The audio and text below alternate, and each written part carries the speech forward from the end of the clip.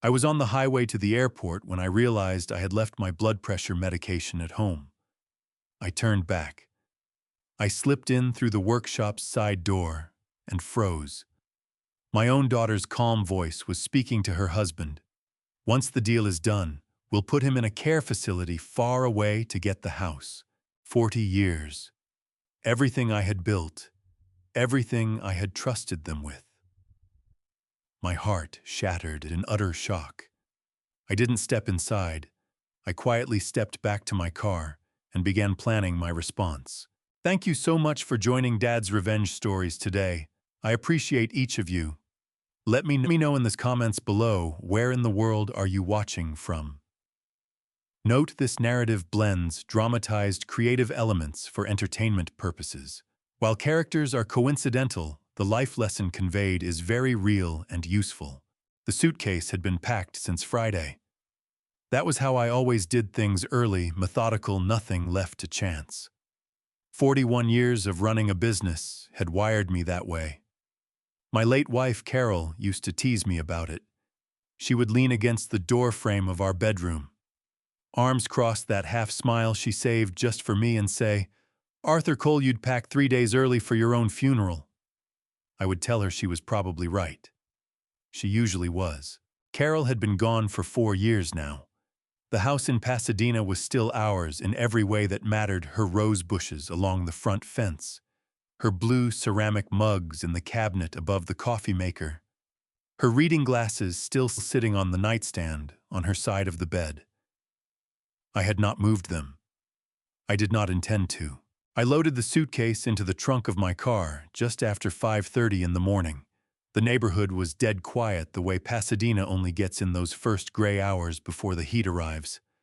I could smell jasmine from the yard next door, and the faint sweetness of sawdust drifting from my workshop at the back of the property. That smell had followed me my whole adult life. 40 years of working with my hands, oak, walnut, cherry pine, and I still loved it. The same way I did the first morning I unlocked that workshop door as a young man. The drive to LAX would take 40 minutes without traffic, maybe 35 at this hour. I had a 9:15 flight to Tokyo, a 2-week contract with Nakamura Woodcraft, a company that had been importing my handmade furniture designs for the past 6 years. It was good work. Honest work. The kind of trip Carol would have insisted on packing for me herself, folding my shirts in that particular way she had, tucking a handwritten note inside my jacket pocket that I would only find at 30,000 feet. I backed out of the driveway slowly, headlights cutting through the morning dark. The house looked exactly as it always did, solid, quiet. The porch light still glowing amber the way I left it every time I traveled. A man builds a home for 40 years, and it starts to look like him. That house looked like both of us. I was somewhere on the 10 freeway just past the interchange when my stomach dropped. The pill box. My blood pressure medication, a 14-day supply, specialized, the kind my cardiologist had specifically ordered from a compounding pharmacy because the standard formulas irritated my system. 14 white capsules sitting in a small orange pill box on the workbench beside the coffee maker in my workshop. I had set it there Thursday evening so I would not forget it. A strategy I realized with some irritation that had failed completely. "Turn around," I told myself out loud. Carol used to say I had conversations with myself when I was stressed. She was not wrong about that either. I took the next exit and doubled back toward Pasadena. The medication was not optional. My cardiologist, Dr. Harmon, had been direct with me at my last appointment: miss more than 2 days of this particular prescription, and I would feel it. At 68 years old, I had learned not to negotiate with my own body. I parked in the driveway and checked my watch. 6:14. I had time barely if I moved quickly. The front door would mean walking past the kitchen and risking the floorboards. Old houses in Pasadena have their own language, and mine spoke loudly at 6 in the morning. So I went around the side through the low wooden gate toward the workshop entrance at the back. The side path was narrow, bordered by the overgrown hydrangea bushes Carol had planted the summer before she got sick. I had never trimmed them back the way I should have. I told myself it was because I preferred them wild. That was only partly true. My hand was on the workshop door handle when I heard voices inside. I recognized them immediately.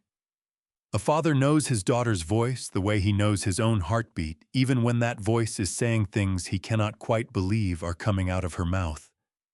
Liana and Marcus. I did not move. I pressed myself against the wooden siding of the workshop just beside the door, and I listened.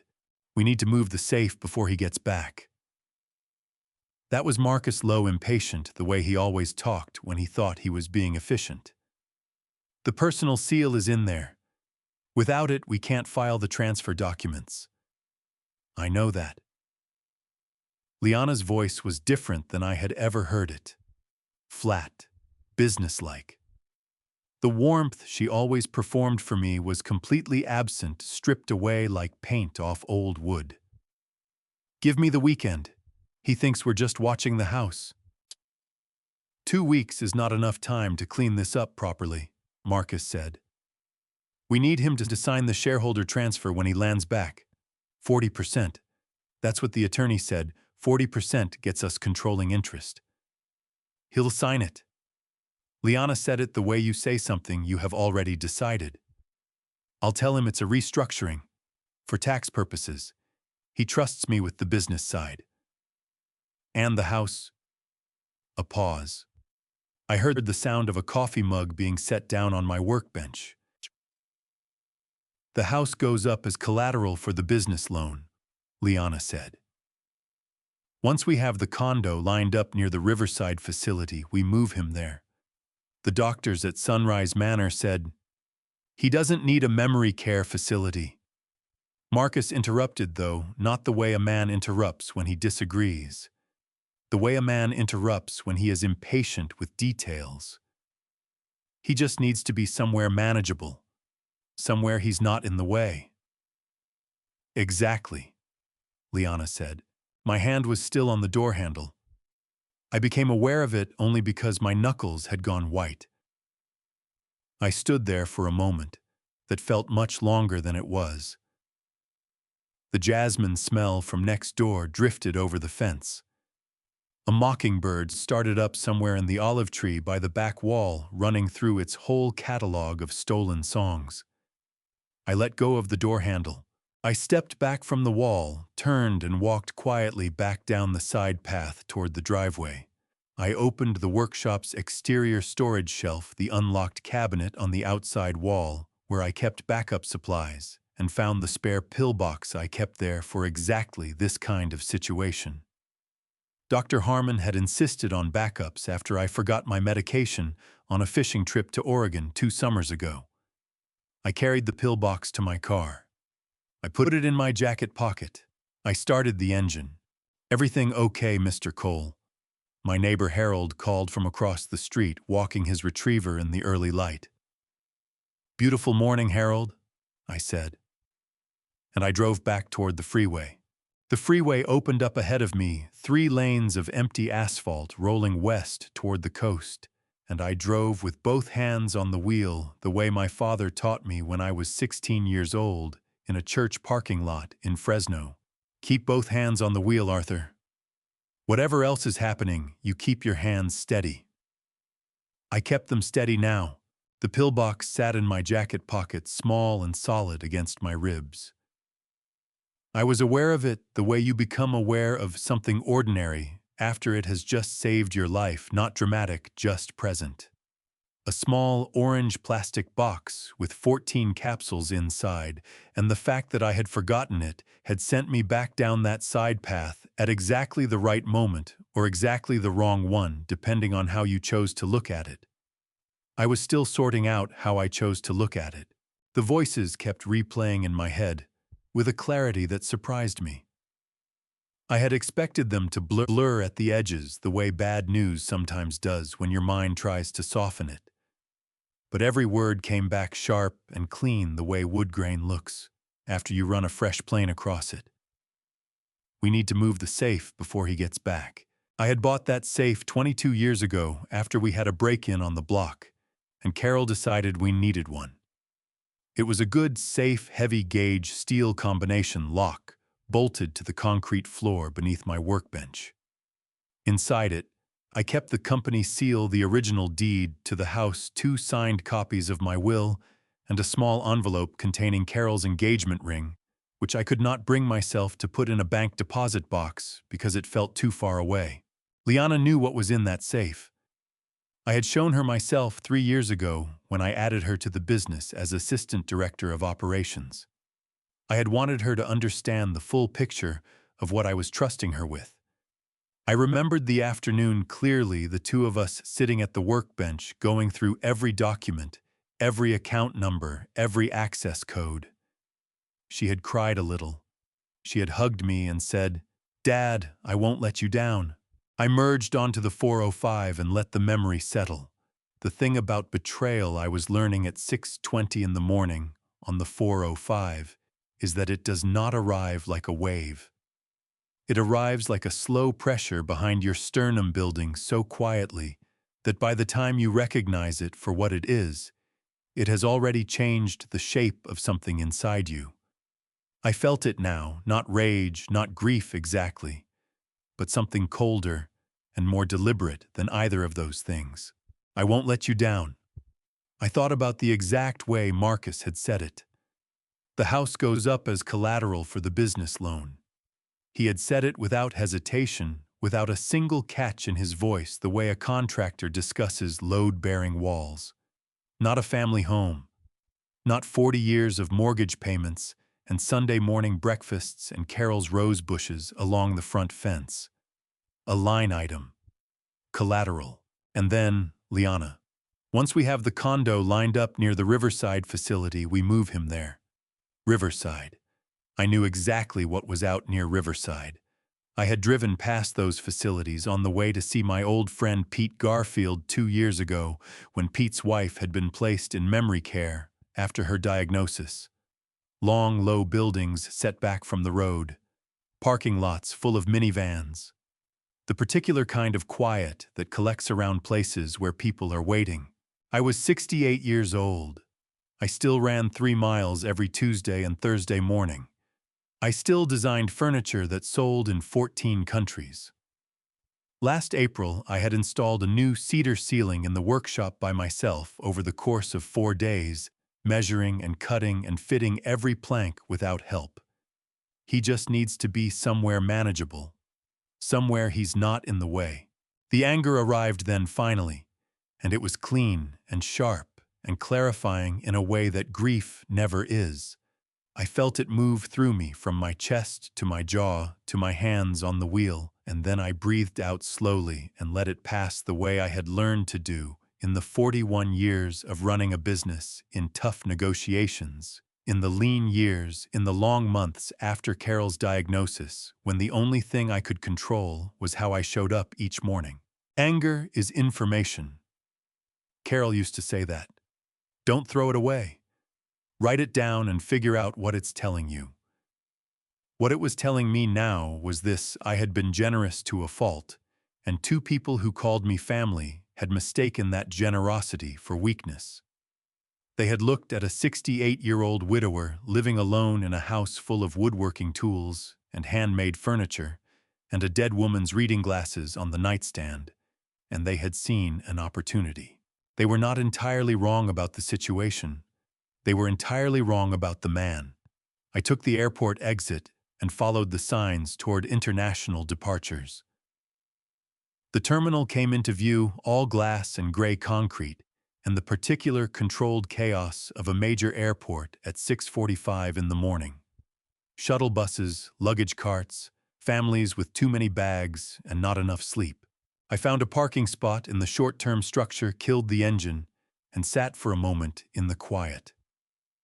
My phone showed one new message. Liana, 6:23 a.m. Dad just stopped by to check on the house before your flight.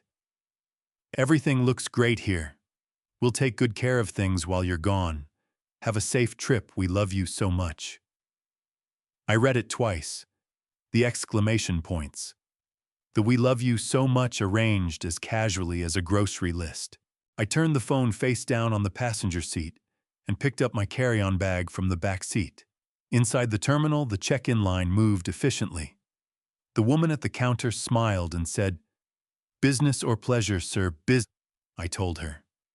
That was the truth. I had quite a lot of business to attend to. Some of it was in Tokyo. The rest of it could wait exactly 2 weeks. I walked through security with my shoes off and my jacket folded over my arm and the pillbox in my front pocket.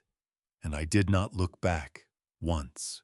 Gate 47 was the kind of gate that made a long flight feel longer before it even started. Hard plastic seats bolted to the floor in rows, a single coffee kiosk with a line 12 people deep, and a view of the tarmac that was all gray concrete and heat shimmer at 7 in the morning. I found a seat near the window and set my carry-on between my feet. Around me, the gate filled slowly with the particular mix of travelers you get on a trans-Pacific flight.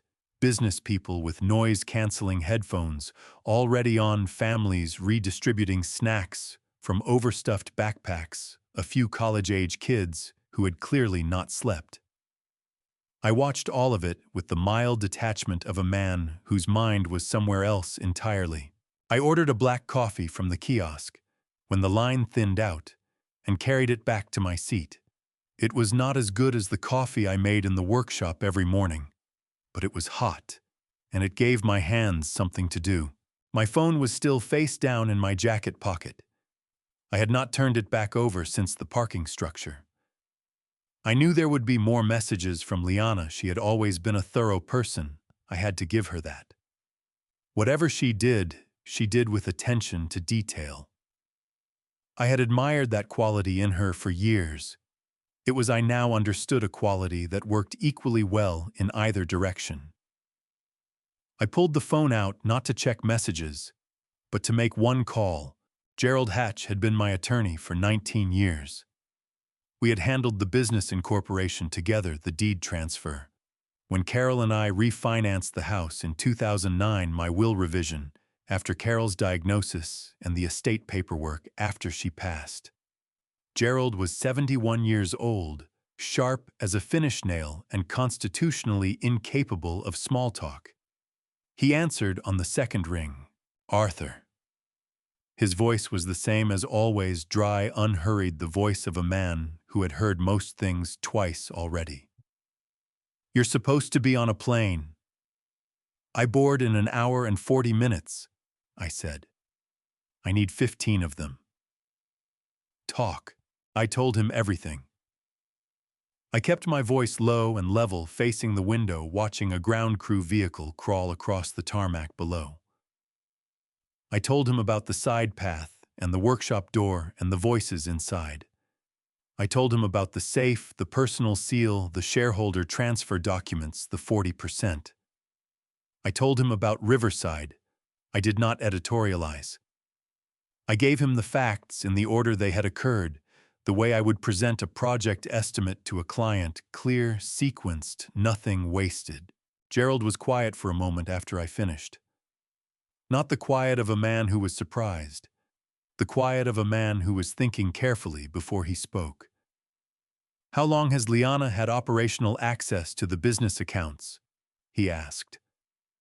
3 years, I said, "since I brought her on as assistant director." "And the safe combination?" "She has it. I gave it to her the same day." I paused. "That was my mistake. It was trust," Gerald said. "There's a difference. Now." I heard him shift in his chair, the particular creak of the old leather office chair he had refused to replace for as long as I had known him. "Here is what you are going to do. You are going to get on that plane. You are going to go to Tokyo. You are going to conduct your business exactly as scheduled. And you are going to give absolutely no indication to anyone, and I mean anyone, Arthur, including people you trust, that anything has changed. And while you're doing that, Gerald said, I'm going to retain an independent auditing firm to conduct a full review of every financial record Liana has touched in the past 3 years. Every contract, every account transfer, every vendor payment. If there is anything irregular in those books, we will have documented evidence before you land back at LAX. The gate agent's voice came over the intercom announcing pre-boarding for passengers needing extra time. An elderly woman in a yellow cardigan began gathering her things 2 seats down from me. "There's one more thing," I said. "Derek and Renee, my son and his wife, they have a spare key to the house. What about them?" "I don't know yet," I said honestly. "But keep them in mind." I always keep everything in mind," Gerald said. "That is what you pay me for." "Get on the plane, Arthur. Let me work." I hung up and sat with the phone in my hand for a moment, looking out at the tarmac. The heat shimmer had thickened as the morning warmed up, making the distant planes look like they were floating slightly above the ground. I had always found airports useful for thinking. There was something about the enforced stillness of a departure gate, nothing to do, nowhere to go yet. The whole machinery of travel holding you in place that clarified the mind. I thought about the safe. I thought about Carol's ring inside it. Then I put the phone in airplane mode, slid it into my jacket pocket next to the pillbox, and picked up my coffee. Boarding began at 8:50. I filed through the jetway with the other business class passengers, found my seat, accepted a glass of water from the flight attendant, and watched Los Angeles fall away beneath me as the plane banked west over the Pacific. From up here, the city looked orderly. Grid streets, the shimmer of the reservoir, the San Gabriel Mountains, brown and patient in the east. The house in Pasadena was somewhere in that grid. I could not see it from here, but I knew the exact coordinates of it, the way I knew my own hands. My phone was dark in my pocket. Liana's messages were waiting on it, unread. Marcus was probably already checking the joint bank account balance running numbers, feeling confident about the next 2 weeks. Let them feel confident. I reclined my seat 2 inches, pulled the window shade halfway down against the morning glare, and closed my eyes. 2 weeks was exactly enough time to do what needed to be done. I did not see any of what happened next with my own eyes. I pieced it together later from Barbara's account, from the security camera footage Gerald's team pulled from the timestamps on Renee's social media posts that she had not thought to make private before I came home. When you run a business for 40 years, you learn that the truth has a way of leaving evidence everywhere. People who think they are being clever rarely consider how much they leave behind. Derek arrived at the house at 2:17 in the afternoon, according to the camera above the garage door, a camera so old and weathered that neither he nor Renee apparently thought it was still functional. It was. I had replaced the recording unit 2 years ago, but left the original housing in place because I saw no reason to change it. He used the spare key I had given him 7 years ago after Carol's first hospitalization, when I needed someone who could get into the house quickly in an emergency. I had been clear about the parameters when I handed it over. "This is for emergencies, Derek. Medical, structural, something genuinely urgent." He had nodded and pocketed it without a word, the way Derek received most things I gave him, without ceremony, as though it were simply his due. He did not come alone.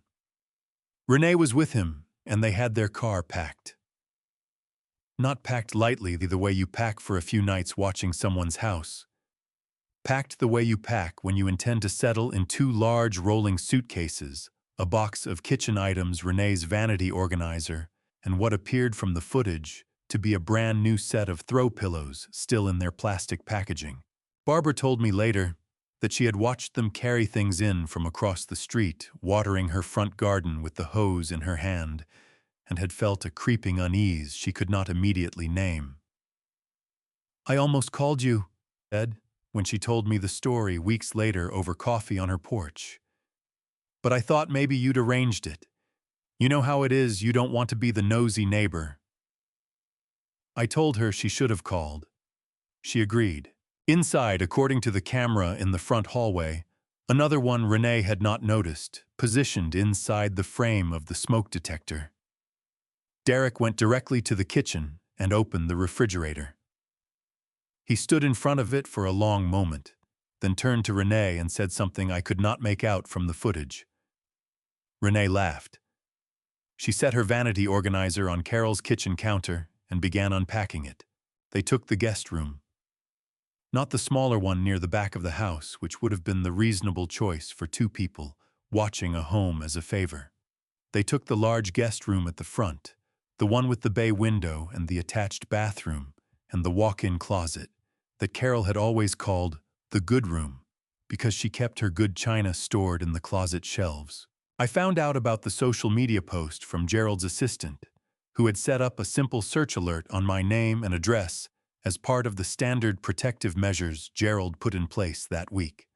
Renee had posted 3 photographs by 6 o'clock that same evening.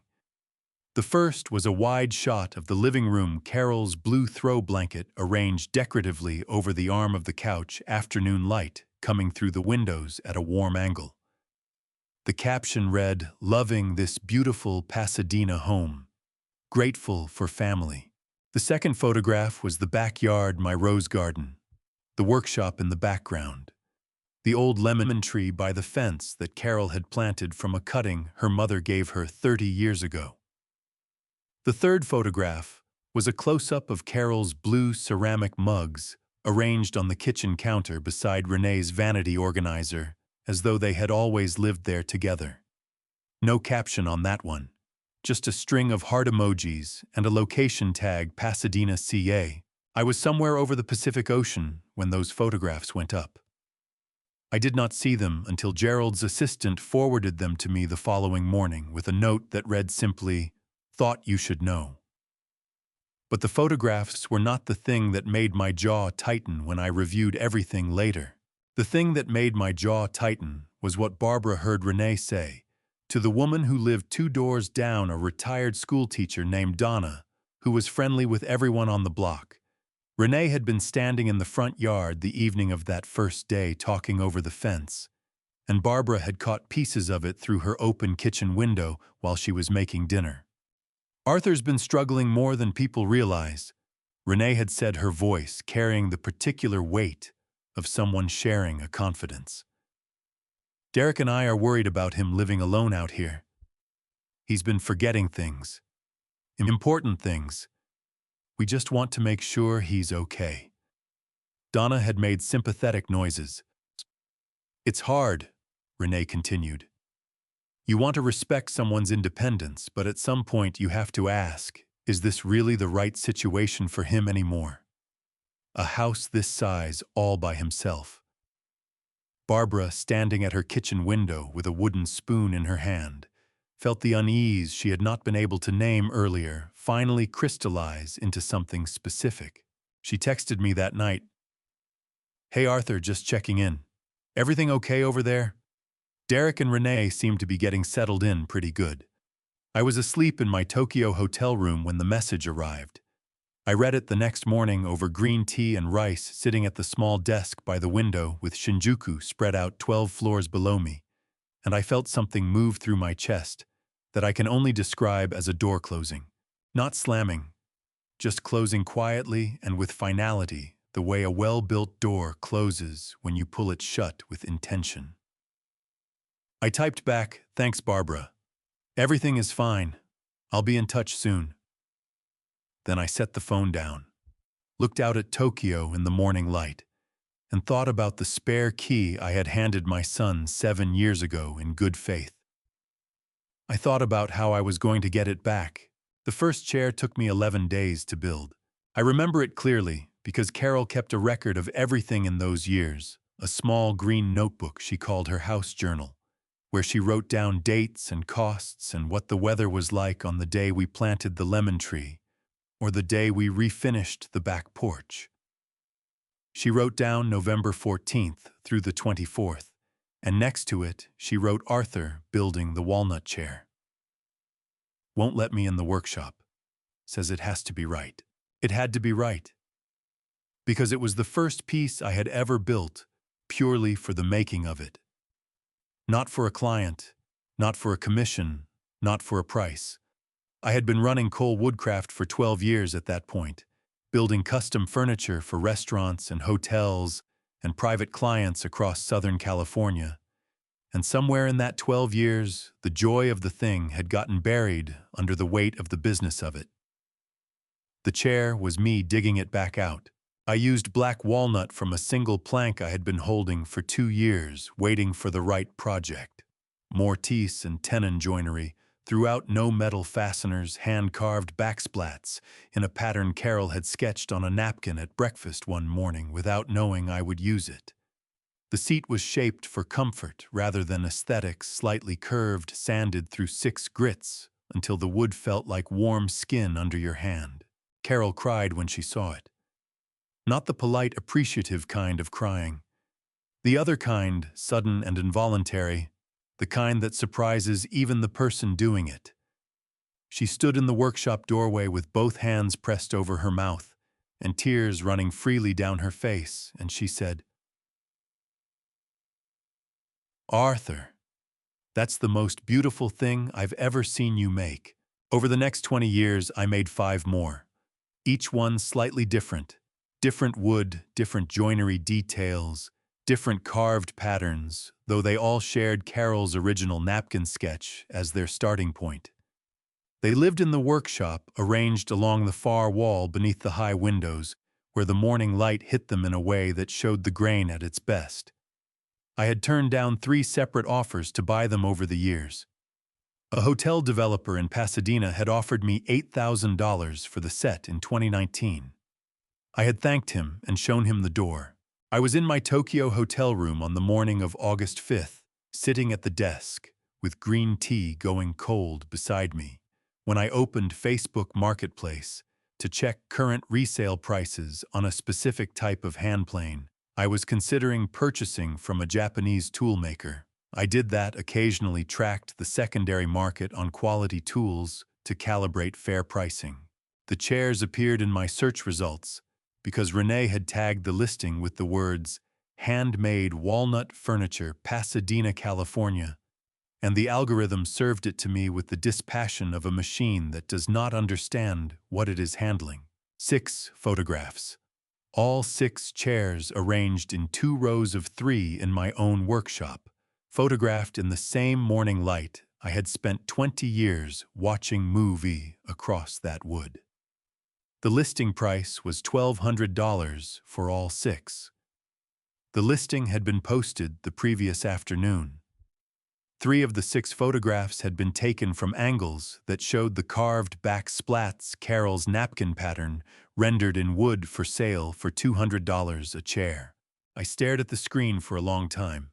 There is a specific kind of pain that does not announce itself loudly. It does not arrive with rage or tears or the dramatic physical symptoms you read about in novels.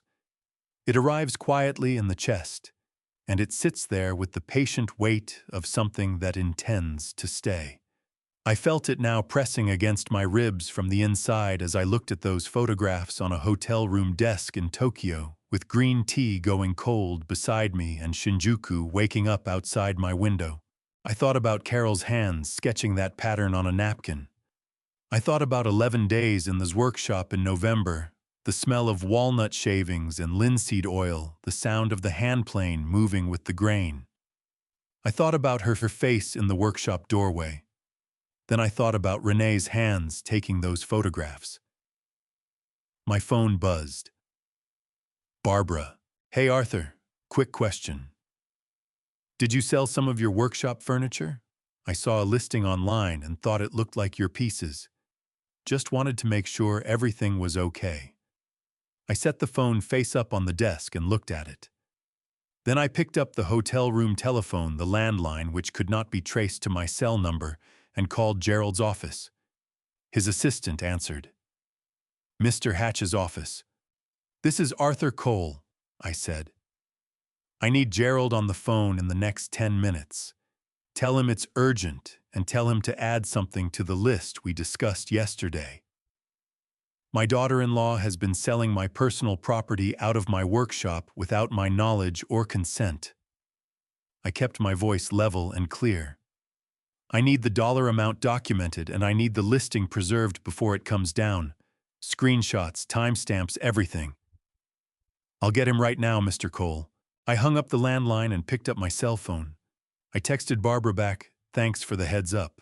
I didn't authorize any sale. Please don't say anything to them directly. I'll handle it when I'm back. Barbara replied within 30 seconds. Understood. I'm so sorry, Arthur. I appreciated that she did not ask any more questions. Good neighbors understand when to stop talking. Gerald called back in 8 minutes. I told him about the listing. He asked for the URL. I sent it. He told me his assistant was capturing everything in real time and that the documentation would be added to the file they were already building. Is there anything else? He asked. Not yet, I said. But Gerald, the audit.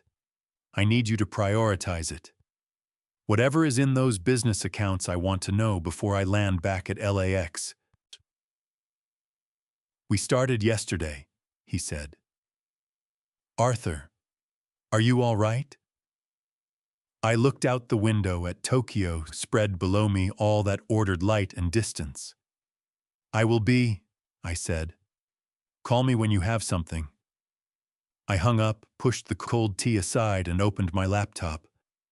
I had a meeting with the Nakamura team in 2 hours.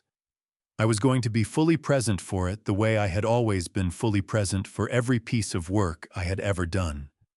The chairs were gone. I could not get them back, but I was going to make absolutely certain that nothing else disappeared while I was away. The Nakamura meeting ran 3 hours and 40 minutes, which was 40 minutes longer than scheduled, which in my experience meant it had gone well. Good business conversations always run long.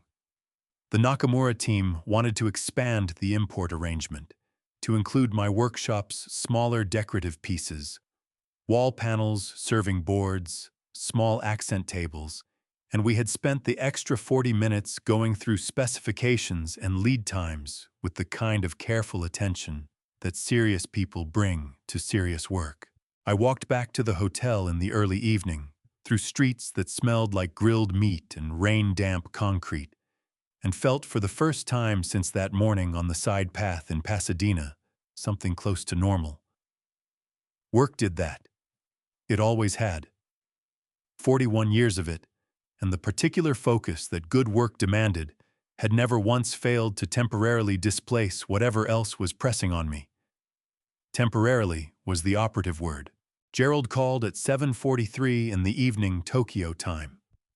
I was sitting at the desk in my hotel room, with room service arriving in 20 minutes, jacket off the day's notes spread in front of me. I have preliminary findings, he said without preamble. Gerald never used preamble. It was one of the things I valued most about him. Go ahead. The auditing firm has completed their initial pass on the operational accounts for the past 36 months. A pause, the sound of papers. Arthur, I want you to be sitting down for this. I'm sitting.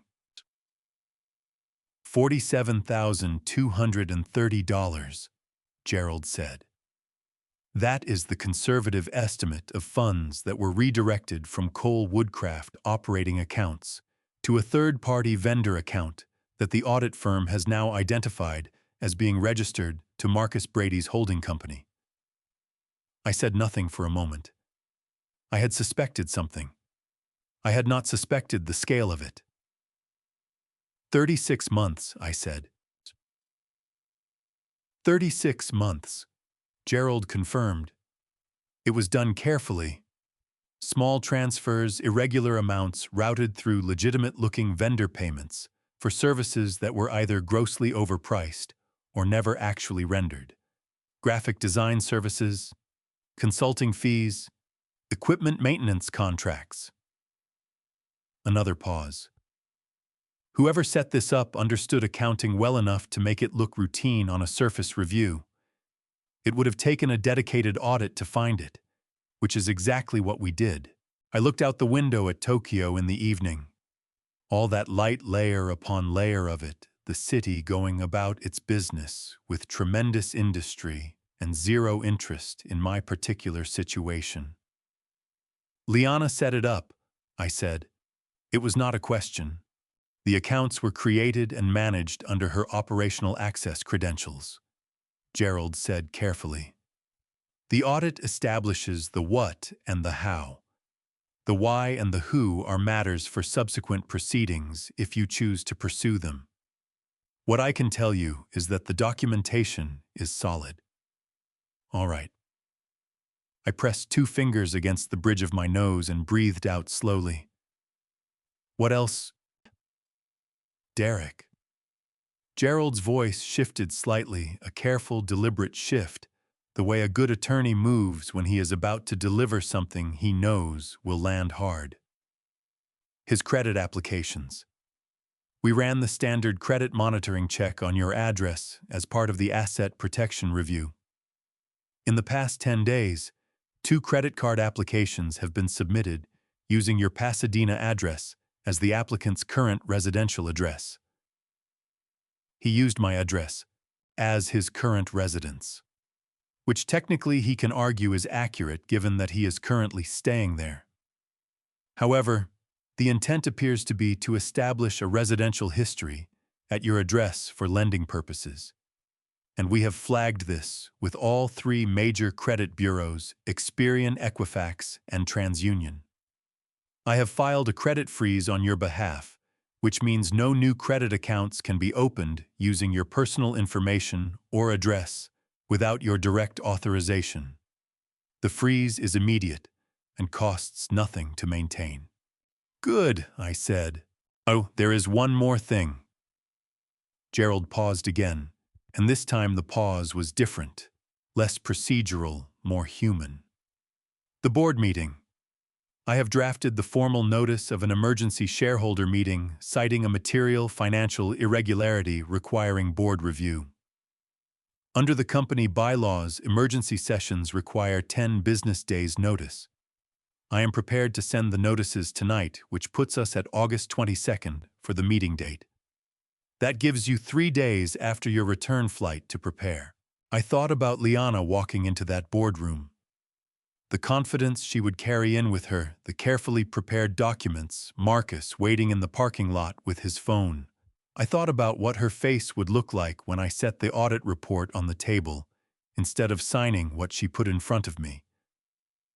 Send the notices tonight, I said. Done. The sound of typing. Arthur, I have to ask you something, and I want you to answer me honestly. When have I not... Are you doing all right? And I mean that as your attorney of 19 years, not as a professional courtesy. I looked at the desk in front of me, the Nakamura notes, the hotel notepad, where I had written Gerald's preliminary numbers in my own handwriting, $47,230 in blue ink. Outside the window, Tokyo hummed and glittered and did not care. I am angry, I said, because Gerald deserved the honest answer. Not the kind of angry that makes you stupid, the other kind. Good, Gerald said. That's the kind that wins. One more thing, I said. The house locks. I want every lock in that house replaced before I land. Front door, back door, workshop, garage, side door. Smart locks, fingerprint and code, no physical key copies distributed to anyone. Can you arrange that remotely? Well, I know a security firm in Pasadena, Gerald said. I'll have them there the morning before your flight lands. I'll handle payment directly. Thank you, Gerald. Get some sleep, he said. You have 10 more days of work in Tokyo, and you need to do all of it well. The best thing you can do for every part of this situation is be exactly who you've always been. I hung up and sat quietly with the numbers in front of me. $47,230. 36 months. Graphic design services that were never rendered. Equipment maintenance contracts for equipment that did not exist. Room service knocked at the door. I folded Gerald's numbers into my jacket pocket, stood up, and answered it. I was going to eat dinner. I was going to sleep 8 hours. And tomorrow morning, I was going to walk into the Nakamura offices and close the best deal of the year. Everything else was already in motion. I have always been an early riser. Carol used to say I was the only person she knew who woke up looking forward to the day, rather than dreading it, which she considered either admirable or deeply suspicious, depending on her mood. By 6 in the morning on August 6th, I had already showered, dressed, eaten the hotel breakfast eggs, rice miso soup, a habit I had picked up on my first Tokyo trip 6 years ago, and was sitting at the desk with my laptop open and a fresh cup of coffee at my elbow. The joint checking account had been open for 9 years. I had opened it originally as a convenience, a shared account between myself and Liana for business to operational expenses, payroll, overflow vendor, deposits, the kind of routine financial traffic that a small manufacturing company generates constantly. Over time, it had evolved into something broader. I used it for household expenses as well. At the time of that August morning, it held $30,247, a combination of quarterly revenue from coal woodcraft and personal savings. I had been accumulating for a workshop renovation I had been planning for 2 years. Under United States banking law, either account holder has the legal right to withdraw or transfer the full balance of a joint account at any time without the knowledge or consent of the other holder. I had explained this to Liana herself years ago when I was teaching her the basics of the business accounts. I remember her nodding and writing it down in the yellow legal pad she always brought to our meetings. I logged into the account at 6:14 in the morning. The transaction history told its own story. In the past 60 days alone, there had been 11 withdrawals I did not recognize. $412 at a home goods store in Arcadia, $280 at a salon in Monrovia, $160 at a wine merchant in Pasadena, charges that were individually small enough to escape casual notice but collectively amounted to just over $3,000 drawn from funds that were not hers to draw from. I looked at those transactions for exactly the amount of time it took to feel what needed to be felt about them. Then I opened a new individual account, solely in my name linked to my personal social security number and nothing else through the same bank's online portal. The process took 11 minutes. The account was active immediately. I initiated the transfer. $30,242 moved from the joint account to the new individual account in a single transaction. Processing time, the confirmation screen told me, would be 1 to 2 business days. I left $5 in the joint account. The reason for the $5 was practical. Most American banks will automatically close an account that reaches a zero balance, and an automatic closure generates a notification to all account holders. I did not want Liana to receive a closure notice. I wanted her to find $5 when she next checked the balance, and I wanted the experience of finding $5 where $30,000 used to be to deliver its own message without any words from me. I then called the bank's customer service line and requested the immediate cancellation of the debit card issued in Liana's name on the joint account. The representative asked if the card had been lost or stolen. I said it had been lost.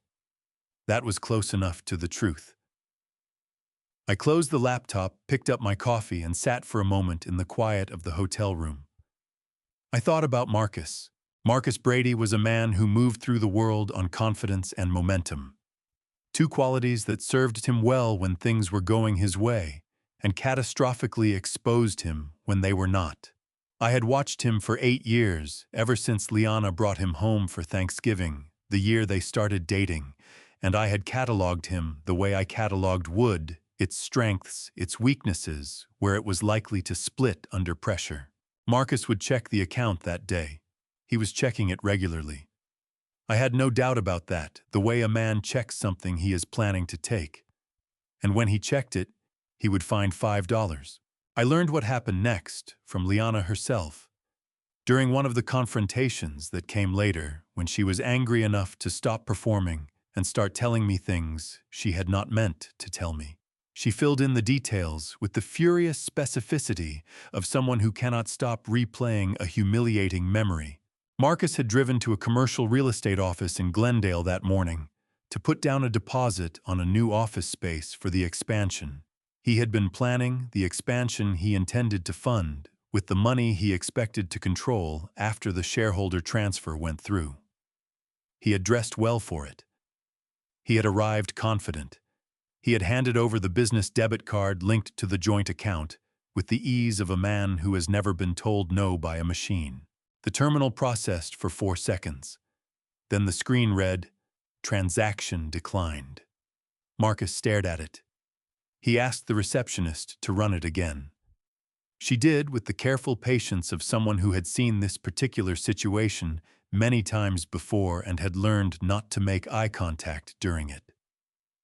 The terminal processed again. Transaction declined. He stepped outside and called Liana. She pulled up the account on her phone while he was still talking.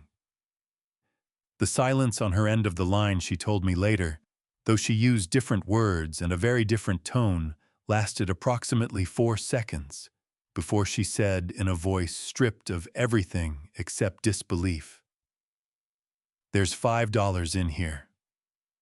Marcus said something in response that she did not repeat to me. I was in my second Nakamura meeting of the week when all of that was happening, discussing joinery techniques with a senior master craftsman who had been working with hand tools for longer than Marcus Brady had been alive. We spent 2 hours on the question of whether a particular type of mortise joint could be adapted for the thinner profile of the decorative wall panels the Nakamura team wanted to add to the import arrangement. It was one of the better 2 hours I had spent in recent memory. When I walked out of the Nakamura offices that afternoon into the warm Tokyo air, my phone showed 2 missed calls from Liana and 1 text message. "Dad, I think there might be an issue with the joint account. Can you call me when you get a chance?" Everything okay, I put the phone back in my pocket and hailed a cab back to the hotel. Everything I thought was just fine. I came home a day early. Gerald had suggested it on our call the evening of August 9th after his assistant forwarded him a photograph that Barbara had taken through her kitchen window with the zoom lens on her phone. A photograph of Renee standing in my front yard, holding a stack of cream-colored envelopes, dropping one into each mailbox along the block, with the cheerful efficiency of someone who has decided she lives somewhere. "Arthur Hartwig," Gerald said. "I think you need to be in Pasadena on Sunday afternoon." He did not need to explain further. I rebooked my return flight that night. I landed at LAX on the morning of August 10th, collected my bag, and took a cab directly to Pasadena without telling anyone I was coming.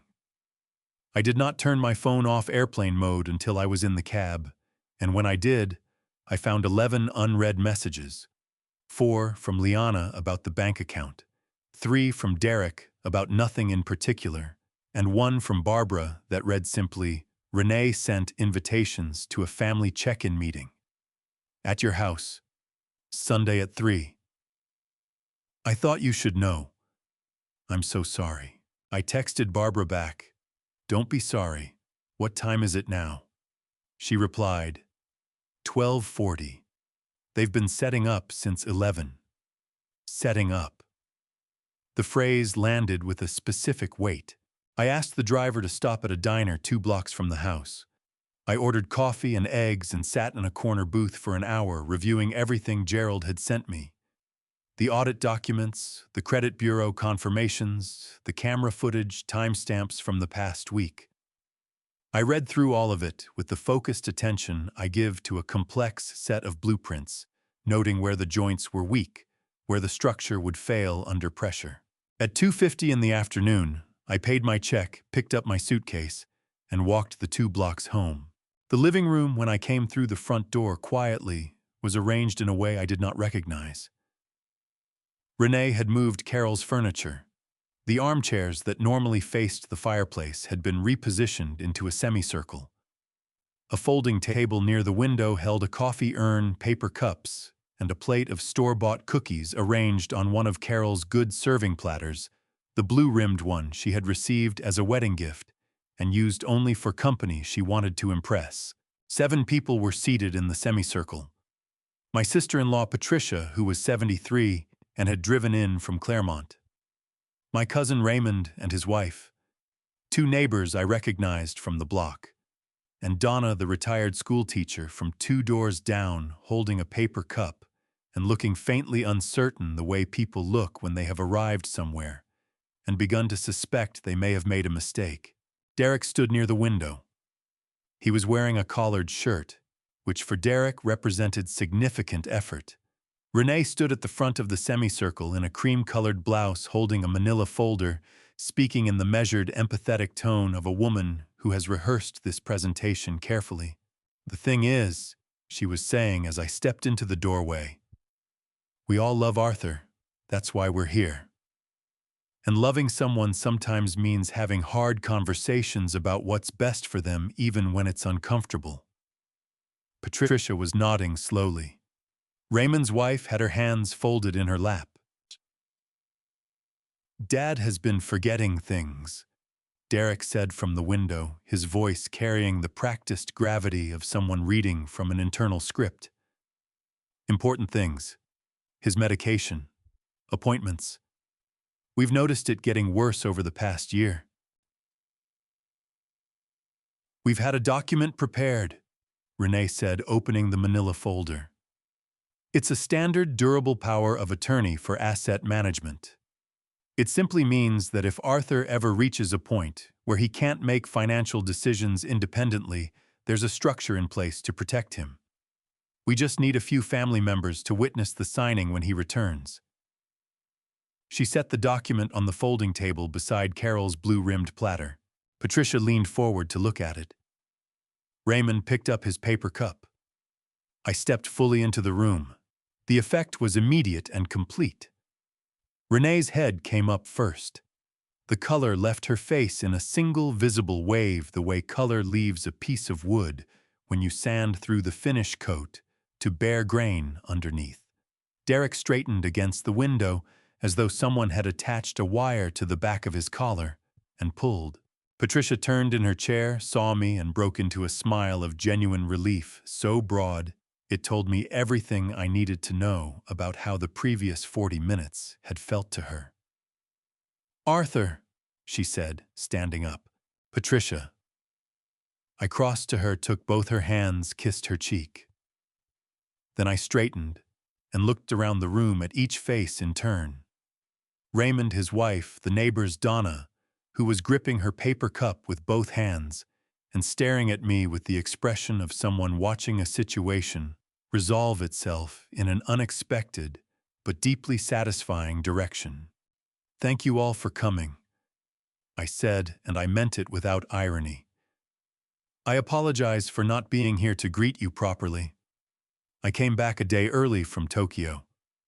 Please help yourselves to coffee." I walked to the folding table, picked up the durable power of attorney document, folded it in half, and held it loosely at my side. Then I looked at Renee. She opened her mouth. Nothing came out. Her jaw worked once like a door on a hinge that has swollen in the heat, and then she closed it again. Derek pushed off from the window. "Dad, I know what you were just," I said pleasantly. "We'll talk about it later. Right now I have guests." I turned to Patricia. "How was the drive from Claremont? The 10 can be brutal on a Sunday."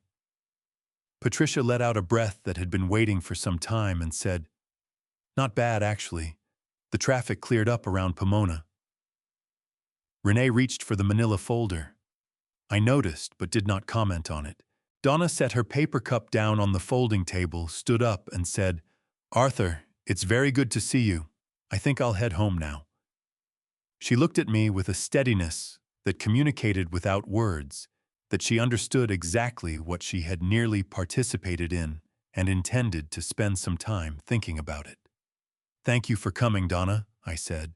After the guests had gone, which took approximately 20 minutes with Patricia staying longest, squeezing my hand at the door and whispering, "Call me this week." I stood alone in my rearranged living room with the folded documents still in my hand. Derek and Renee had moved to the kitchen. I could hear them speaking in low, urgent voices, the specific register of two people trying to quickly agree on a story. I set the document on the mantelpiece, moved Carol's armchairs back to their original positions, facing the fireplace, and picked up the blue-rimmed platter from the folding table. I washed it carefully in the kitchen sink, while Derek and Renee stood 3 feet away and said nothing to me at all, which was, under the circumstances, the wisest decision either of them had made in quite some time. I set the blue-rimmed platter in the drying rack, dried my hands on the kitchen towel, and turned around. Derek was leaning against the counter with his arms crossed, wearing the expression he had defaulted to since adolescence whenever he was caught doing something he knew was wrong, a compound of defiance and sheepishness that had never quite resolved itself into either one. Renee stood beside him, her cream-colored blouse slightly wrinkled now. From the afternoon, her manila folder held against her chest, like a shield she had already accepted, would not stop anything. "Sit down," I said. It was not a loud instruction. I did not raise my voice. I had learned a long time ago that volume is what you resort to when authority has failed, and my authority in this house had never failed, because it had never needed to announce itself. They sat down at the kitchen table. I pulled out the chair across from them and sat down as well. I folded my hands on the table. Outside the kitchen window, the late afternoon light was doing what it always did in August in Pasadena, turning everything gold and slightly unreal, the kind of light that makes ordinary things look like they belong in a painting. "I'm going to say some things," I said. "I would like you to listen to all of them before either of you speaks." Derek opened his mouth. I looked at him and he closed it. "I know about the power of attorney document," I said. "I know Renee organized today's meeting without my knowledge in my house, using my furniture and my dishes to present to my family and neighbors the idea that I am mentally declining and require a guardian for my assets." I kept my voice conversational. "I know that neither of you has any medical basis for that claim, because I have a full cognitive and physical evaluation on file with Dr. Harmon, dated 4 months ago, and he gave me a clean bill of health in every category." Renee's knuckles went white around the manila folder. "I also know," I continued, "about the credit card applications submitted using this address as Derek's current residence over the past 10 days. I have placed a freeze on my credit file with all 3 major bureaus. Nothing can be opened in connection with my name or this address without my direct authorization. That has already been handled." Derek's jaw tightened. A muscle jumped below his ear. "Dad, that's not what—" "I asked you to listen," I said. He stopped. "You were given a key to this house 7 years ago for emergencies," I said. "A medical emergency, a structural emergency. Those were the exact words I used when I handed it to you, Derek. Do you remember that?" He looked at the table. "I'll take that as a yes," I said. "What you used it for this week was not an emergency. You used it to move into my home without my knowledge or consent, to use my belongings, to photograph my property and post it online, and to allow your wife to speak to my neighbors and family about my mental capacity." I paused. "I would like the key back now." The silence that followed was the kind that has weight and shape. Renee looked at Derek. Derek looked at his hands. Then Derek reached into his front pocket and put the key on the kitchen table between us. He did not slide it across. He set it down with a deliberate flatness, the way a man sets something down when he wants it to be clear that he is giving it up under protest. I picked it up, closed my fingers around it, and set it in my own pocket. I'd like you to collect your things tonight, I said. Everything you brought with you. I'll give you until 10 o'clock. I glanced at the clock on the kitchen wall. It was 6:14, nearly 4 hours. More than enough time. If there is anything left in this house after 10, I will have it moved to the driveway in the morning. Renee's composure, which had been holding by a thread since the moment I walked into the living room 3 hours earlier, finally gave way. Her eyes filled, and she said with a tremor in her voice that I recognized as genuine distress rather than performance. Arthur, we were trying to help. Derek was worried about you living out here alone. We both were. This house is too big for one person, and you have no one looking after you, and Renee. I said not unkindly. This house is 3,000 square feet and has been mine for 40 years. I manage it the same way I manage everything else in my life, carefully, and without assistance I did not ask for. I looked at her steadily. If you were worried about me, the appropriate response was a phone call, not an invitation list. She pressed her lips together. 2 tears ran down her face in quick succession, and she wiped them away with the back of her hand, smearing her mascara in a dark streak below her right eye. Derek pushed back his chair and stood up. His face had gone through several colors in the past 20 minutes, and had settled on a dull red that I associated from long experience with wounded pride rather than genuine remorse. Fine, he said, with the clipped efficiency of a man who has decided to reframe a retreat as a choice. We'll get our stuff. Thank you, I said. I stayed at the kitchen table while they packed. I could hear them moving through the house, the rolling suitcases on the hardwood floor, the sound of the bathroom cabinet being emptied, the particular hollow thud of the closet in the good room being opened and closed. At one point, Renee said something in a low, tight voice that I could not make out, and Derek responded in a tone that suggested they were not in agreement about something. I made myself a pot of tea and sat at the kitchen table and listened to my house being given back to me room by room. At 8:47, the front door opened and closed for the last time. I heard their car start in the driveway. I heard it back out and drive away down the street, the engine note fading until the neighborhood was quiet again, the particular quiet of a Pasadena evening in August crickets and distant traffic, and the smell of jasmine coming through the window screen. I picked up my phone and sent a text to Gerald. They're gone. Locks tomorrow morning as planned. His reply came back in under a minute. Good. Security firm will be there at 7. Sleep well, Arthur. I finished my tea. I rinsed the mug, set it in the drying rack beside Carol's blue-rimmed platter, and turned off the kitchen light. In the workshop through the back window, I could see the empty space along the far wall where the 6 chairs used to stand. The morning light would not find them there tomorrow, but the morning light would find me, which was something. Tomorrow, Liana was coming. She did not know the locks had already changed. The security technician arrived at 6:58 in the morning, 2 minutes ahead of schedule, which I appreciated.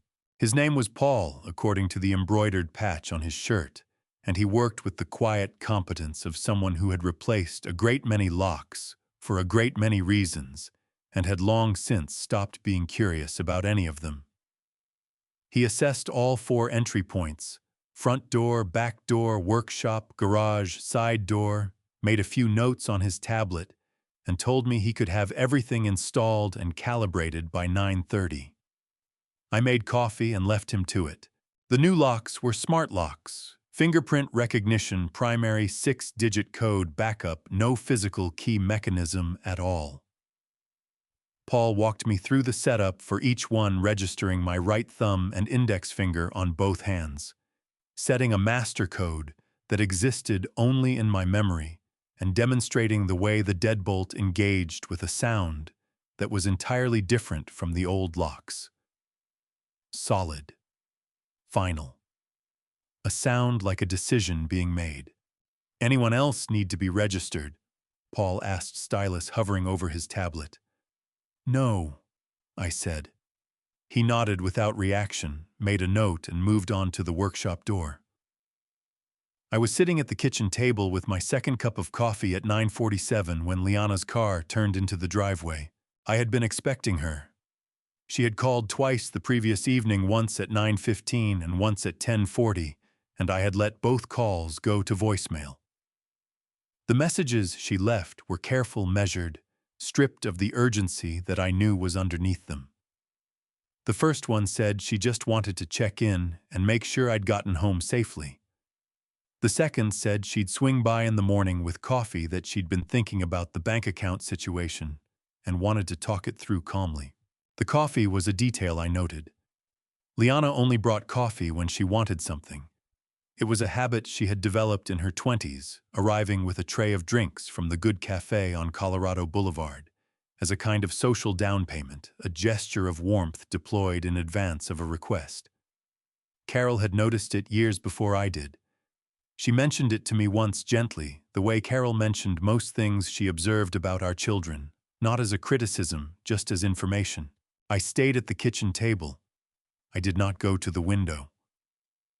I heard her footsteps on the porch steps, confident, unhurried, the footsteps of a woman who has always had a key. I heard the cardboard tray of coffee cups set down on the porch railing, the small adjustment of weight that meant she was freeing one hand. And then I heard the key. The scratch of it going into the lock was different than it used to be. The old lock had a worn, familiar quality to its mechanism, a slight catch at the beginning of the turn that I had been meaning to have looked at for 2 years. The new lock was smooth and indifferent, and the key met it and found nothing to engage with, the way a hand reaches for a doorknob in the dark and finds only wall. A pause, then the scratch again, harder this time, with the slight desperation of someone who has concluded that they must be doing something wrong. Another pause. The sound of her shoulder meeting the door once with a solid thud that accomplished nothing. Then silence. Then knocking. I set my coffee cup down, walked through the front hallway, and opened the door.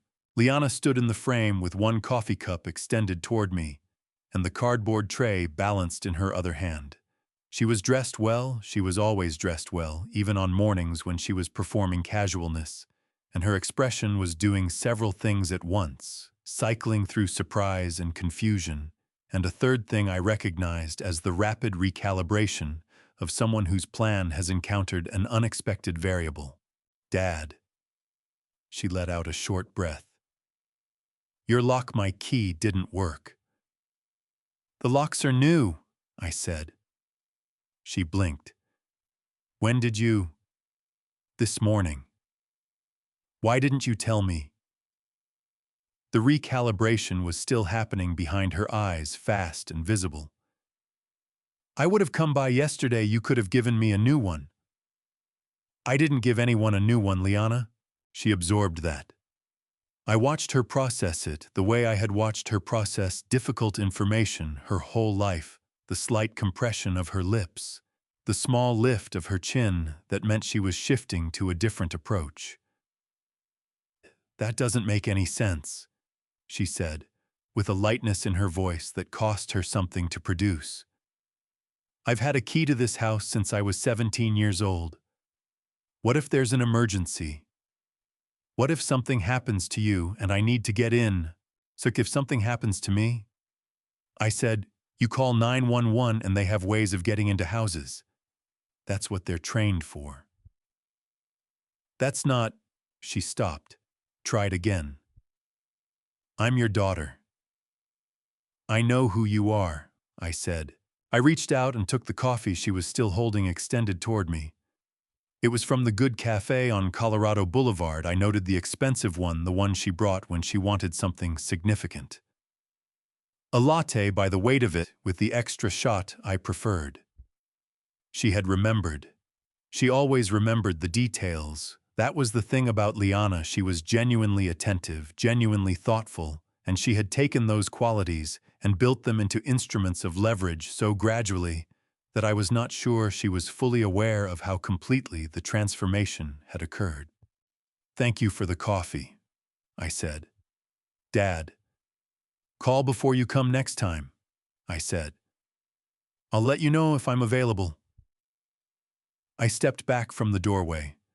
The new lock engaged behind me with the sound Paul had demonstrated that morning, solid, final, a decision made. I heard it clearly from the inside.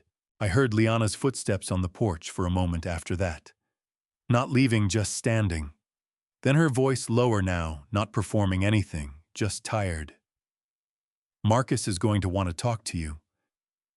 I walked back to the kitchen, sat down, and picked up my coffee. Let Marcus want whatever he wanted. He was welcome to want things. Wanting things cost nothing and produced in this particular situation nothing. Outside the kitchen window, the August morning was doing what August mornings in Pasadena did. Heating up slowly, the light going from gold to white, the roses along the front fence opening in the warmth. Carol had planted those roses the spring our youngest started kindergarten. They had outlasted a great many things. I heard Liana's car back out of the driveway. I heard the street go quiet. I finished my coffee and thought about the board meeting on the 22nd. 11 days. Enough time to be ready for everything that was coming. She called Marcus. I could hear her voice from the kitchen faint through the closed front door before her car started. The words were indistinct, but the tone was not. Something is very wrong, she was saying. Something is very wrong. Gerald delivered the full audit report on the morning of August 13th. Not by email, but in person, which told me before I had opened a single page how serious the contents were. He arrived at 9 o'clock, carrying a brown accordion folder, thick enough to require both hands, set it on my kitchen table without ceremony, and accepted the cup of coffee I poured him with the brief nod of a man who has learned to accept small comforts in the middle of difficult work. He was 71 years old and had the particular physical stillness of someone who had spent 5 decades in rooms where composure was a professional requirement. He sat across from me and folded his hands and said, "Read it through before we talk. I'll be here." I opened the folder. The audit firm Gerald had retained was a firm called Westlake Financial Forensics based in Century City, and they had produced 43 pages of findings organized into 7 sections. I had read financial documents my whole professional life, contracts, assessments, tax filings, incorporation papers, and I understood immediately from the structure of the first section that what I was holding was thorough in the way that only deliberate and unhurried work can be thorough. The methodology section explained their approach. They had reviewed 36 months of Cole Woodcraft operating account records, cross-referenced every outgoing vendor payment against signed contracts, delivery confirmations, and project records, and flagged any transaction where the documentation trail was incomplete, inconsistent, or absent entirely. There were 41 flagged transactions. I read through each one. The pattern was consistent, and once you saw it almost elegant in its construction, the word that came to mind, despite everything. Because I had spent 40 years appreciating good craftsmanship in whatever form it appeared. And whoever had designed this had designed it with care. Small payments irregular in amount and timing routed to 4 different vendor accounts under 4 different business names. Graphic design services, marketing consultation, equipment calibration, logistics coordination. Each payment individually unremarkable, each supported by an invoice that on surface examination looked legitimate. Westlake had gone deeper than the surface. 3 of the 4 vendor accounts, when traced through California business registration records, resolved to a single registered agent, a formation company in Nevada, that specialized in what the audit report called, with careful neutrality, opaque corporate structures. All 3 of those accounts had the same contact email domain. That domain, when Gerald's team investigated it separately, was registered to a holding company whose sole officer was listed as Marcus J. Brady. The fourth vendor account was newer, opened 14 months ago, registered in Delaware. Westlake had not yet been able to fully trace its ownership. Gerald told me later that they suspected it was a secondary layer added after Marcus realized the first structure might eventually attract scrutiny. $47,230. That was the conservative figure, the amount Westlake could document with certainty. They noted in their conclusions section that the actual total could be higher by as much as $12,000 once the Delaware account investigation was complete. I set the last page down on the table and looked out the kitchen window. The roses along the front fence were fully open in the August heat. The deep red ones Carol had called her Dorothy Perkins, though I had never been certain that was the correct variety name and now had no one to ask. I looked at them for a long moment. Arthur.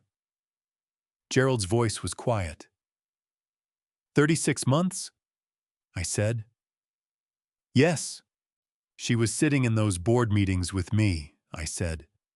Taking notes, asking questions, coming to my office on Friday afternoons to go over the week.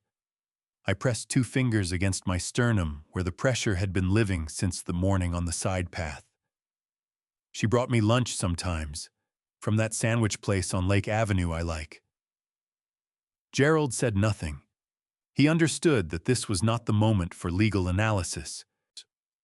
The sandwich place, I said again, and then I stopped, because there was nothing useful in that direction, and I had not survived 68 years by following thoughts into territory that served no purpose.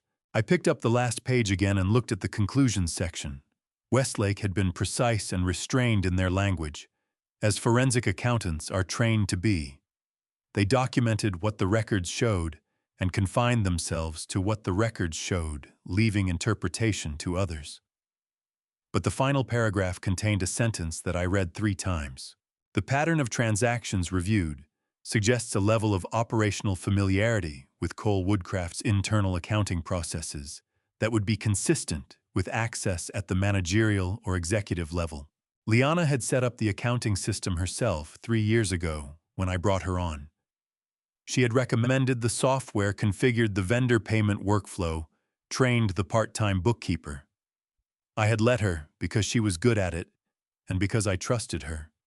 And because trusting your children is not a character flaw, whatever the outcome. What do I need to bring to the board meeting? I asked. Gerald opened his own copy of the report, which was tabbed and annotated in his precise handwriting. The full Westlake report, which I will present. A summary 1-pager I have already drafted for the board members who will not read 43 pages. The original vendor payment records from the company accounts, which I have already obtained, and the business registration documentation linking the vendor accounts to Marcus Brady's holding company. He looked up. That is sufficient. More than sufficient. Will they vote to remove her? Arthur. Gerald closed his copy of the report. You have $47,000 of documented fraud, a forensic audit from a credentialed firm, and a business registration trail that connects your son-in-law's company directly to the vendor accounts. If the board does not vote to remove her, you have larger problems than Liana. I almost smiled at that.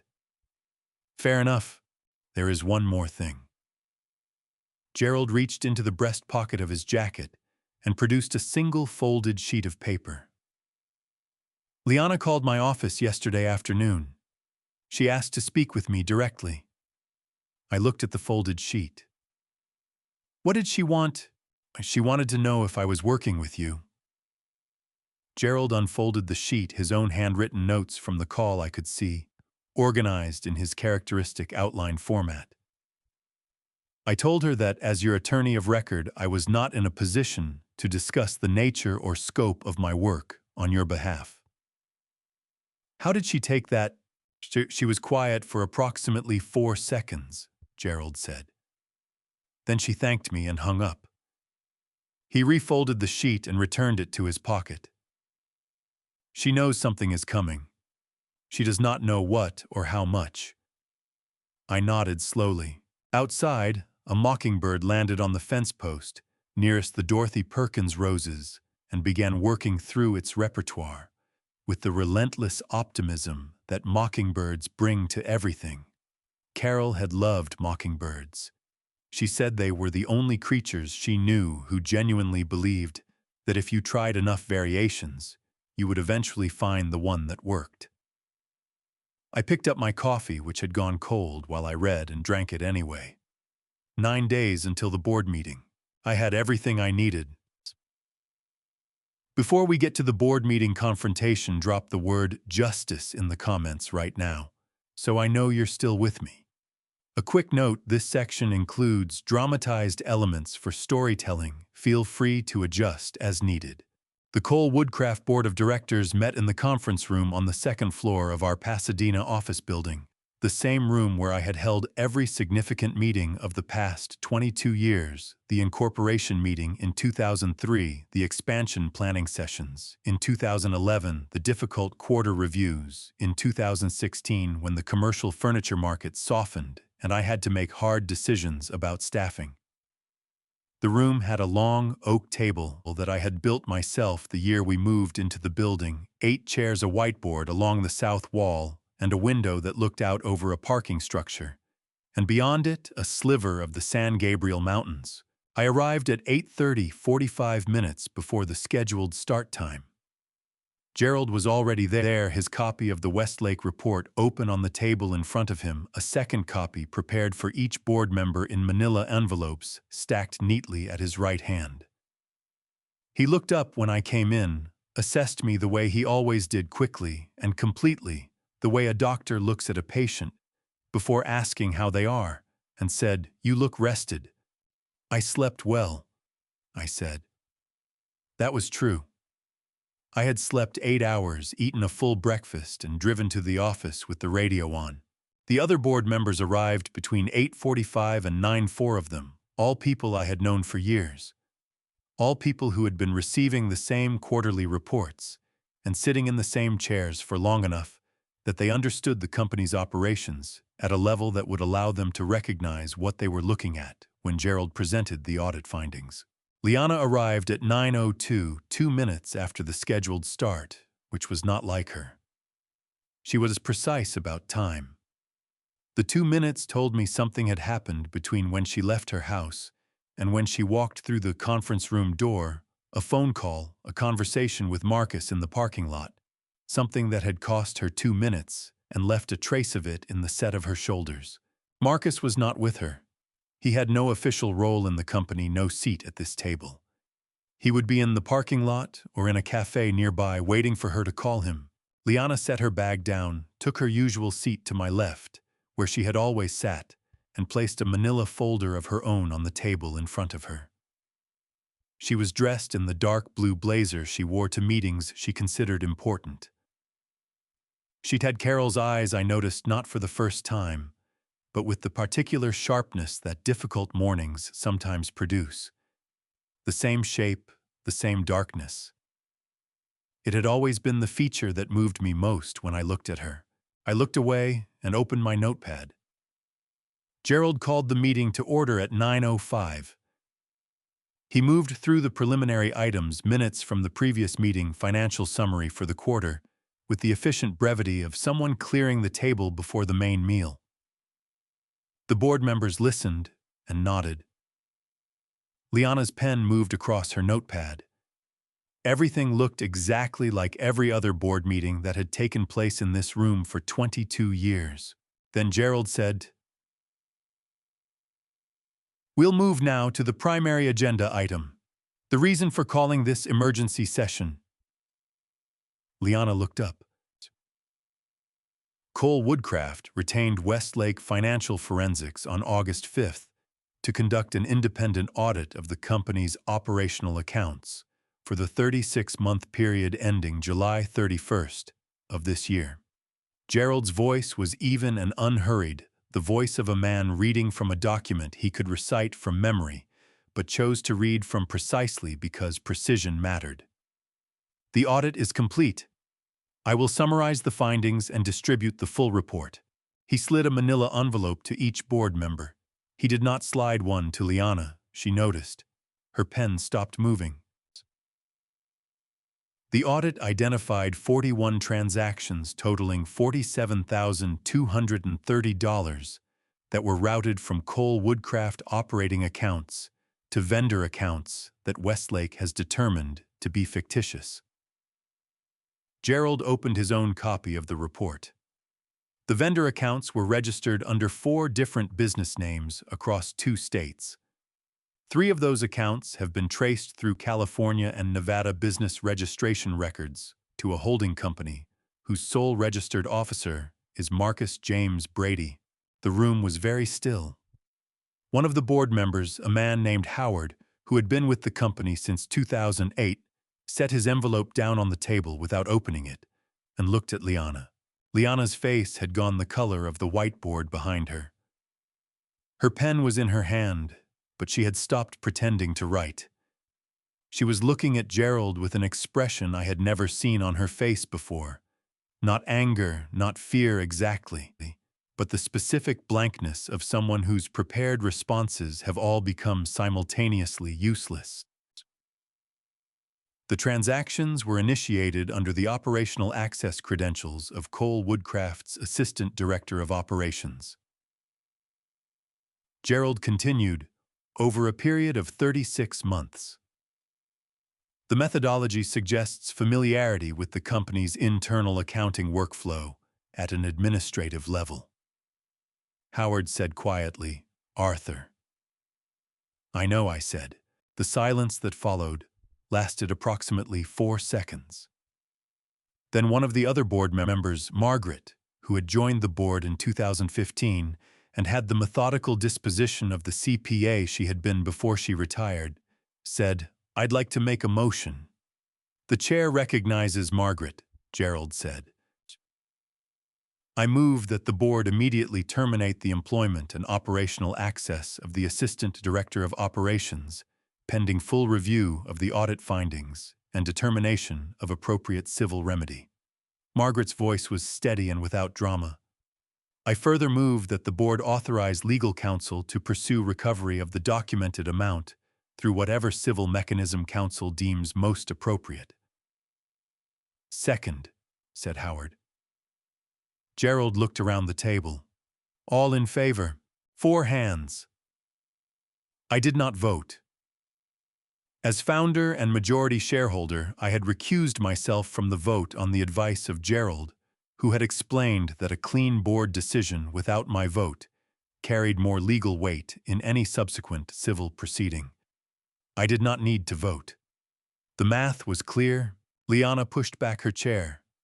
The sound of it on the hardwood floor was louder than anything else in the room. She stood up, and she looked at me. And for a moment, just a moment, the blazer and the manila folder and the careful professional performance of the past 3 years fell away completely. And she looked exactly the way she had looked at 17, sitting in this same building, asking me to explain how a balance sheet worked, because she wanted to understand the business that would one day be part of her life. I had been so glad to show her. Dad, she said. This is not the right room for that conversation, I said. Not harshly. Just clearly. She picked up her bag. She picked up her manila folder, the shareholder transfer documents she had brought, which had not been opened, which would not be opened. She walked out of the conference room without looking at anyone else, and the door closed behind her with a sound that was very ordinary and somehow final. Marcus was going to want to talk to me. I looked out the window at the sliver of San Gabriel Mountains visible above the parking structure. Brown and patient in the August heat, the same as always. Gerald was already on his phone when I turned back to the table. Outside in the parking lot below, I could see Liana walking fast toward her car, her phone pressed to her ear. Marcus was going to know within 60 seconds. He had one move left, and I already knew what it was. I was home by 1:30 in the afternoon. The board meeting had ended at 11:15, after Gerald walked the members through the procedural steps that would follow the formal termination notice, to Liana the civil demand letter, to Marcus Brady's holding company, the timeline for the recovery process. I had shaken hands with Howard and Margaret in the parking lot, driven home, made a sandwich, and eaten it at the kitchen table with the back door open and the August heat coming in off the garden. I had been expecting Marcus since approximately 9:15 that morning, when I watched Liana walk to her car through the conference room window. I did not know exactly when he would come, or exactly what he would say, but I had known Marcus Brady for 8 years, and I understood his particular architecture of response well enough to sketch it out in advance. When Marcus lost something, he immediately identified the nearest alternative asset and moved toward it with the confidence of a man who had spent his career convincing other people that whatever he wanted was also what they should want. The nearest alternative asset in his current situation was my workshop. He arrived at 2:47 in the afternoon. I heard the truck before I saw it, a rented moving truck, the kind you get from the large orange-branded company, on the boulevard diesel engine, and the particular hollow resonance of an empty cargo bed. It pulled into my driveway with a confidence that suggested Marcus had not considered the possibility that the driveway might not want him there. I was in the garden deadheading the roses along the front fence when he came around the side of the house. He was wearing the expression I associated with his most aggressive negotiations. Jaw-set shoulders forward, the physical posture of a man who has decided in advance that he will not be told no. Arthur. His voice was tight. The charm he usually deployed like a tool had been put away. There was no time for it today, and we both knew it. I need to use the workshop. Storage, just temporary until I can sort out some logistics. I set my pruning shears in the basket at my feet. What kind of storage? Equipment, materials, some vehicles. He waved a hand, the gesture of a man for whom details are a lesser concern. Business inventory. I've got creditors making noise, and I need somewhere to put things while I restructure. A few weeks, maybe a month. What Marcus was describing, though, he did not use the legal terminology, was shielding assets from creditors, moving business inventory and vehicles to a private residential address to make them harder for debt collectors and civil plaintiffs to locate and seize. It was not an uncommon move. It was also not something I was going to facilitate. "Come around back," I said. He followed me through the side gate and across the yard to the workshop. The double doors were open, propped with the same old fire brick I had been using as a doorstop for 15 years. From inside came the sound of music, something with acoustic guitar played at a moderate volume, and the particular smell of fresh drafting paper and the mild chemical sweetness of architectural markers. Marcus stopped in the doorway. The workshop had been transformed in the week since Chloe Barnes moved in. The long central workbench where I had built furniture for 4 decades now held 3 large drafting boards arranged in an L shape covered with drawings and material samples and the organized complexity of an active design practice. Along the wall where my tool storage had been, I had moved my tools to the locked cabinet in the garage, stood a set of flat files and 2 large format printers. Near the high windows, a drafting stool and a task lamp, and a thermos of coffee. Chloe herself was standing at the central bench, her back to the door, studying a set of drawings with the focused attention of someone who is working through a problem. She was in her early 30s with the particular physical ease of someone comfortable in her own space. She turned when she heard us. "Mr. Cole." She nodded at me, then looked at Marcus with the polite, assessing expression of someone who has learned to read unfamiliar situations quickly. "This is Chloe Barnes," I said. "She's leasing the workshop." Marcus stared at her, then at the drafting boards, then at me. The jaw that had been set with aggressive confidence went through a brief, involuntary relaxation, the specific look of a man whose prepared speech has become irrelevant before he had a chance to deliver it. "You rented it out," he said. It was not quite a question. "We signed a 12-month lease on August 8th, I said. "Electronic signature filed with Gerald's office. Chloe took possession on the 11th. I looked at her. Everything working out all right with the space. "It's perfect," she said, with the directness of someone who means what they say and sees no reason to elaborate unnecessarily. "The light in the mornings is incredible. I've been here 6 years in LA and I've never had north light like this." She had been in Los Angeles 6 years, she had told me when we first spoke after finding my rental listing through a professional network for independent designers.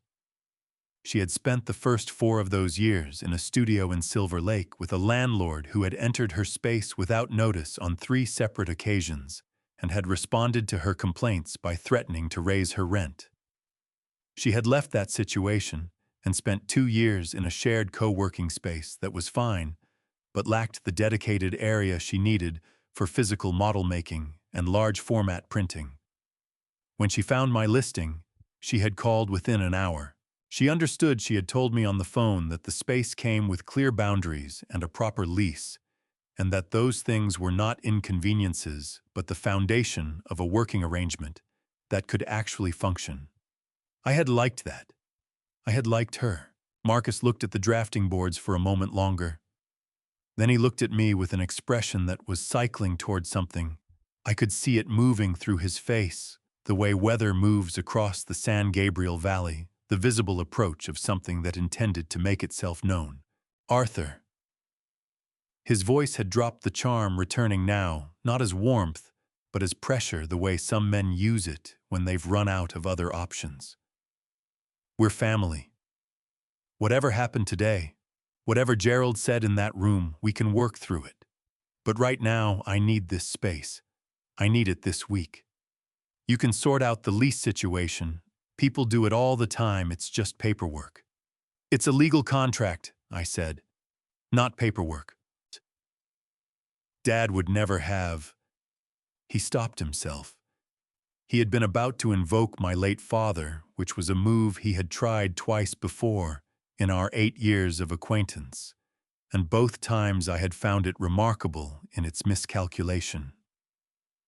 "Chloe," I said, "I apologize for the interruption." "No trouble at all," she said, and turned back to her drawings with the equanimity of someone who has learned that other people's difficulties are not her emergency. I looked at Marcus. "The workshop is occupied. Your inventory and vehicles will need to find another arrangement." I picked up the fire brick and set it aside, allowing the workshop doors to swing most of the way closed. "I'd suggest calling a commercial storage facility. There are several good ones on Foothill Boulevard." Marcus stood in the narrowing gap of the workshop doorway. His face had completed its weather cycle and arrived somewhere cold and flat and stripped of performance. "Ma, you can't manage all of this alone," he said. "This property, the business. You're 68 years old, Arthur. Eventually, you're going to need people." "I have people," I said. "Gerald, Paul from the security firm, and now Chloe." I nodded toward the workshop. "I find I have exactly as many people as I need." I walked back toward the house.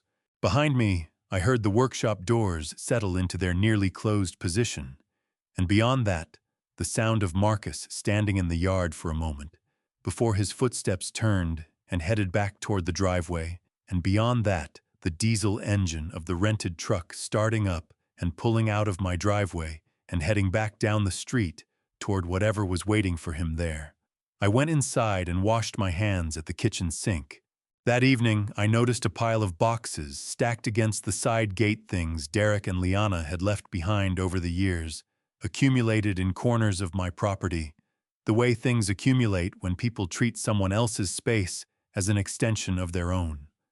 A rolled-up patio umbrella with a broken spoke, boxes of old tax records that were Liana's, not mine, two of Derek's mountain bikes with flat tires leaning against the fence.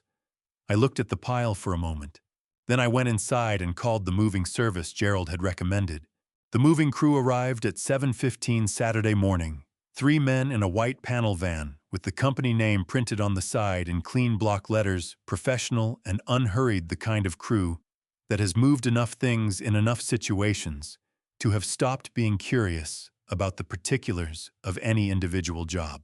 I had been up since 5:30. I had made coffee, walked the perimeter of the property in the early light, taking inventory of everything that did not belong to me. And by the time the crew knocked on the side gate, I had a complete list and a clear sense of what needed to happen. The accumulation along the side fence and in the corner of the backyard was more than I had fully registered the previous evening. In daylight, it resolved into distinct categories. Derek's 2 mountain bikes, both with flat tires, both dusty in the way things get dusty when they have been stored somewhere and forgotten about.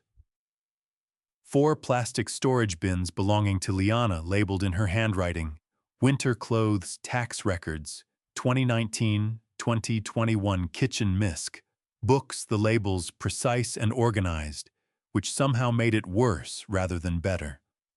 A rolled umbrella with a broken spine, a car jack, and a set of jumper cables that I was fairly certain had come from my own garage originally. A folding table with one leg that wobbled. 3 cardboard boxes sealed with packing tape and marked in Marcus's handwriting, "Office supplies, do not discard." I looked at Marcus's handwriting on those boxes for a moment. Then I told the crew foreman what I needed done. They worked efficiently and without comment. The crew chief, a broad-shouldered man named Earl, who communicated primarily through nods and hand gestures, directed the other 2 with the economy of motion that comes from doing physical work well for a long time. Everything came out of the side yard and the backyard corner. The bikes, the bins, the umbrella, the boxes, the folding table, the jumper cables that had started in my garage and were now returning to the general vicinity of it without actually going back inside. They arranged it all at the edge of the driveway, right at the property line, where the concrete met the public sidewalk. Neat, organized, nothing thrown or damaged. The bikes leaned against each other at a slight angle. The storage bins were stacked too high. The cardboard boxes were placed upright. It looked from a distance like a very orderly yard sale that had not yet opened. Earl produced a large blue polyethylene tarp from the back of the van without being asked. I had not requested it, but I understood immediately why he had brought it. A good moving crew anticipates weather, and the August sky to the east had been building something gray and low since dawn, the kind of marine layer that sometimes came in off the coast in late summer and occasionally produced an afternoon shower that the weather forecasters always seemed to find surprising. We secured the tarp with bungee cords at 6 points, pulling it tight enough to shed water loose enough not to trap condensation underneath. When we were done, the pile looked like a covered construction delivery anonymous contained waiting for something. I paid Earl in cash, added a tip that reflected the quality of the work, and went inside. I sent a text message to Derek and a separate one to Liana at 9:03 in the morning. The messages were identical.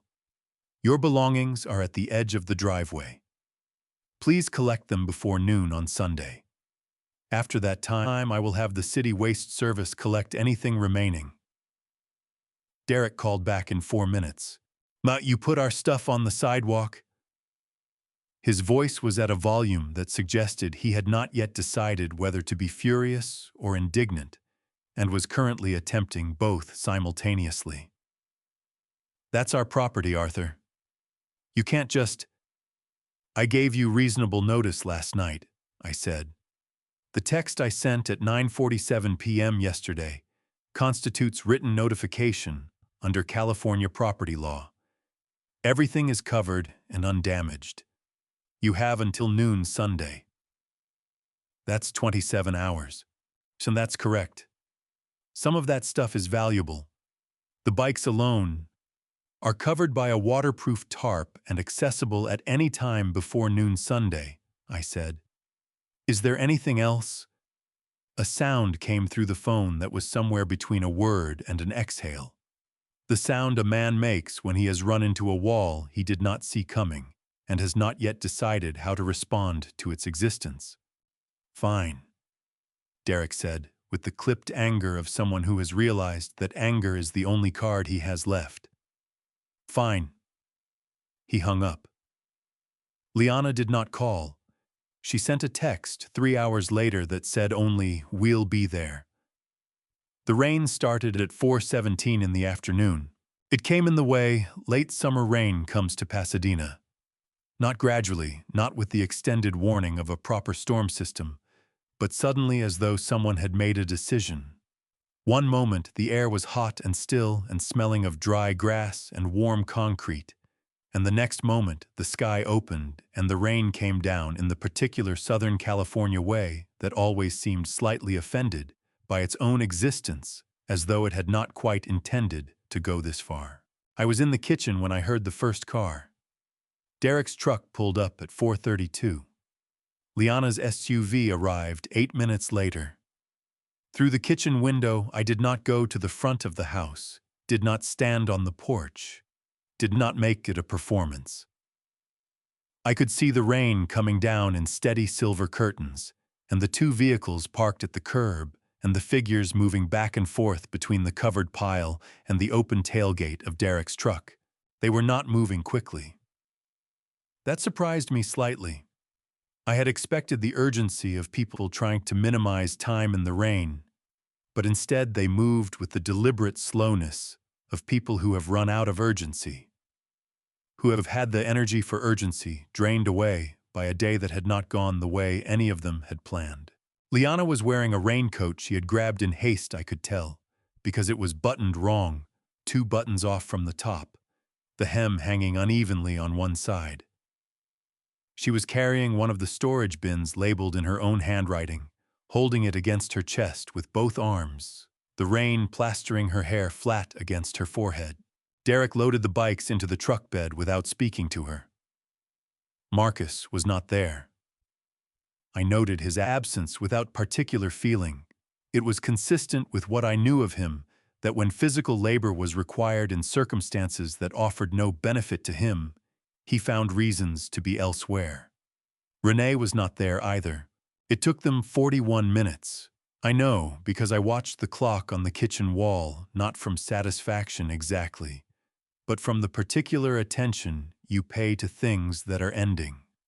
At 5:13, the tarp came off the driveway folded by Liana with the careful precision she brought to everything, even this. She set it by the side gate rather than taking it with her, which I thought was either an oversight or a gesture, I was not certain which.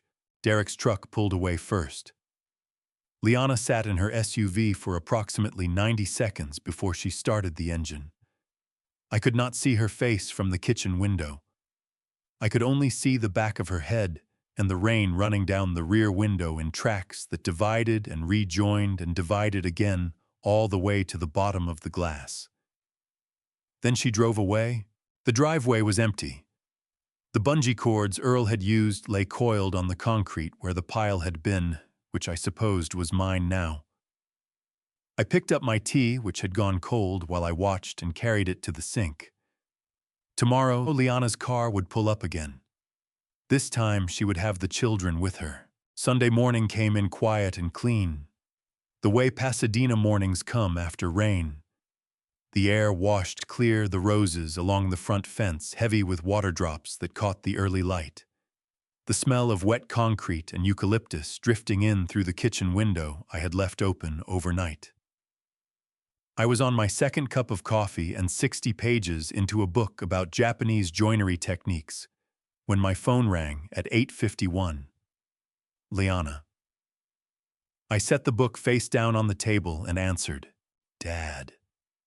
Her voice had the particular texture of someone who has been awake for a long time and has moved past the stage of feeling it. "I have a situation."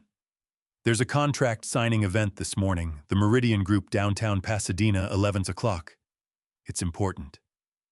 Marcus was supposed to watch the kids, but he had to deal with something, and I don't have anyone else. A pause, carefully timed. I need you to take Tyler and Gracie for a few hours. I'll pick them up by 2. I looked out the kitchen window at the clean morning. Tyler was 7. Gracie was 5. They had their mother's dark hair and their grandfather's stubborn streak, which I considered a reasonable inheritance. I have plans this morning, Liana, I said. Dad, you're retired. The patience in her voice was the stretched kind, thin at the center, about to give. Please, this is important. The Meridian contract is worth. I understand it's important, I said. I also told you I have plans. Another pause. Longer this time. I'll drop them at 9:30. They've already eaten. She hung up before I could respond. I sat with the phone in my hand for a moment. Then I set it on the table, finished my coffee, and went upstairs to change into a clean shirt. Liana's SUV pulled into the driveway at 9:27. She had the engine running before the car had fully stopped, the particular impatience of someone who has decided that speed is a substitute for consideration. I watched from the front window as the back doors opened, and 2 small figures climbed out onto the driveway, each carrying a backpack that was slightly too large for them. Tyler went first the way older children do, with the provisional confidence of someone who has been told, "This is fine," and has chosen to believe it. He was wearing a blue striped shirt and sneakers with the laces not quite tied all the way, one loop shorter than the other. Gracie followed, holding the strap of her backpack with both hands, squinting slightly in the morning light. Her hair in 2 braids that someone had done quickly and not entirely evenly. Liana leaned out the driver's window. Thanks, Dad. Back by 2. She was already backing out before she finished the sentence. I opened the front door. Tyler looked up at me with the assessing expression children develop around adults they are fond of but not certain about. Hi, Grandpa, he said. Mom said you were going to watch us. I am, I said. But we're going to do it somewhere else. Do you 2 like adventure? Gracie's eyes went wide in the way 5-year-olds' eyes go wide when the word adventure appears in a sentence, total and immediate and completely without qualification. Yes, she said, with the conviction of someone who has never once in her life said no to that question. Good, I said. Get in my car. I buckled them both into the back seat of my sedan. Tyler in the booster seat I kept in the trunk for exactly these occasions. Gracie in the car seat that had lived in my garage since she outgrew the infant version. I checked both buckles twice the way I always did, the way Carol had insisted on when our own children were small. Then I pulled out of the driveway and headed downtown. The Meridian Group event was being held at the Langham Hotel on Oak Knoll Avenue, a grand old building set back from the road behind a long, curved driveway, the kind of place that hosted the sort of events where people wore good clothes and shook hands in front of photographers. I had driven past it 100 times. I had never had occasion to pull into the circular entrance until now. I parked in the visitor lot and turned around to look at my grandchildren. We're going to go inside and find your mom, I said. It's going to be a fancy place with a lot of grown-ups. I need you both to walk nicely and use your inside voices. Can you do that? Why are we finding Mom? Tyler asked. The 7-year-old's instinct for the relevant question. Because she forgot something, I said, which was accurate in the way that most true things are also incomplete. I took Gracie's hand. Tyler walked beside me with his backpack on and his laces still uneven, and we went through the automatic doors into the Langham's main lobby, all marble floors and high ceilings, and the particular hushed quality of expensive hotels that have been expensive for a long time. A uniformed staff member directed us to the Meridian event, which was in the Huntington Ballroom on the 2nd floor. The double doors were open, Inside, perhaps 60 people stood in clusters around high tables, the kind of corporate gathering where the networking happens before the formality, and everyone is holding a glass of something sparkling. Liana was near the far end of the room, standing with two men in dark suits and a woman in a red blazer who appeared to be the central figure of the group. The others were angled toward the one whose approval the room was quietly seeking. Liana was laughing at something, her professional laugh, the one that showed the right amount of teeth and lasted exactly the right amount of time. She saw us when we were approximately 15 feet away. The professional laugh stopped, as though someone had reached behind it and unplugged it. The color that had drained from her face at the board meeting 2 days earlier returned now in the opposite direction, a flush that started at her throat and moved upward. "Dad." She said it very quietly, which was worse in its way than if she had said it loudly. The woman in the red blazer and the two men looked at us with the polite attention of people who have just become unexpectedly interested in something. I walked Tyler and Gracie the remaining 15 feet and stopped in front of Liana. "They were asking for their mother," I said. I released Gracie's hand. Gracie immediately grabbed Liana's, the uncomplicated instinct of a 5-year-old, locating her parent in a room full of strangers. Tyler looked up at his mother with the expression of a child who senses that the adults around him are operating at a frequency he cannot quite tune into, but is doing his best to follow. Liana looked at me over the tops of her children's heads. Her eyes were bright in a way that had nothing to do with happiness. The woman in the red blazer said something pleasant and indistinct to the men beside her, giving Liana a moment that was simultaneously a courtesy and a witness. "I'll call you," Liana said to me. Her voice was very controlled, the kind of controlled that costs something to maintain. "Whenever you're ready," I said. I turned, walked back through the Huntington ballroom, back through the marble lobby, back through the automatic doors, and across the parking lot to my car. I sat in the driver's seat for a moment in the clean Sunday morning air. Inside that ballroom, Liana was standing in front of the Meridian group, with a child on each side of her, and whatever she had planned to accomplish in that room recalculating itself around an audience she had not accounted for. I started the engine and drove home. By that evening, she had decided to take the situation in a completely different direction. She went online. The notification came at 9:47 that evening, while I was reading in the armchair by the front window with the porch light on and the neighborhood quiet outside. It was from Patricia, my sister-in-law, Carol's younger sister, the woman who had driven from Claremont for Renee's fabricated family meeting and had squeezed my hand at the door on the way out and told me to call her that week. I had called her on Tuesday. We had talked for 40 minutes about nothing in particular, and everything that mattered, the way you can talk with someone you have known for 40 years. Her message read, "Arthur, there's a post in the family group. I think you need to see it. I'm so sorry." I put my book down and opened the family group on my phone. The Cole family group had existed for 6 years, started by Carol's niece, as a way to share photographs and coordinate holiday gatherings, grown over time into the usual mix of birthday announcements and forwarded news articles and photographs of other people's grandchildren. It had never in 6 years been used for anything like what I was looking at now. Liana had posted at 9:31. The post was longer than anything she had written in the group before, and it was constructed with the same careful attention to detail she brought to everything, which made it in its way more unsettling than a raw outburst would have been. She had thought about this. She had drafted it.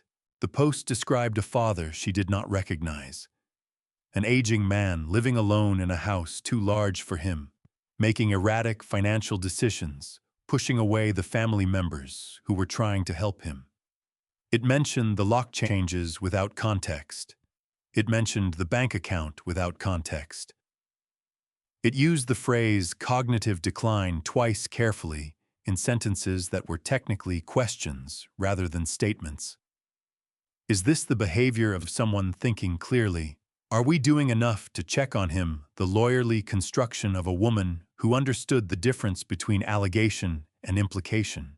And then, at the end, almost as a postscript, we've also become concerned about his relationship with the young woman he's renting his workshop to. It may be nothing, but given everything else, we feel the family should be aware. Chloe. She had aimed it at Chloe. I sat with the phone in my hand for a long moment. The porch light outside cast a familiar amber square across the front walk. I had changed the bulb in that fixture 4 times over the years, always the same warm-toned bulb because Carol had chosen the first one, and I had simply kept choosing the same. I called Gerald. He answered on the 3rd ring, which for 9:47 at night represented a rapid response that I noted and appreciated. I read him the post. He listened without interrupting. "Don't respond," he said when I finished. "Not in the group, not directly to her, not through anyone else. Nothing." "I wasn't planning to," I said. "Good." A pause. "The camera footage from the workshop. The morning of August 4th when you came back for the medication and heard the conversation through the door. Is that footage intact?" I thought about it. The exterior camera above the workshop door would have recorded me coming and going. The interior camera, the one inside the smoke detector housing in the main workshop space, would have recorded whatever happened inside that morning, including if Liana and Marcus had been standing in the main workshop area and not in the back office, the conversation I had heard. "I don't know what the interior camera captured," I said. "I'd need to check the footage." "Don't check it yourself," Gerald said. "Call Chloe. She has access to the system under the lease. Ask her to pull the footage from August 4th, 6 a.m. to 7 a.m. and send it directly to my office. Don't view it first. I want chain of custody to be clean." I texted Chloe at 9:58. I apologized for the late hour and explained what I needed and why briefly and without editorializing. She replied in 4 minutes, "On it. We'll send to Gerald tonight." Then I put my phone face down on the side table, picked up my book, and went back to reading.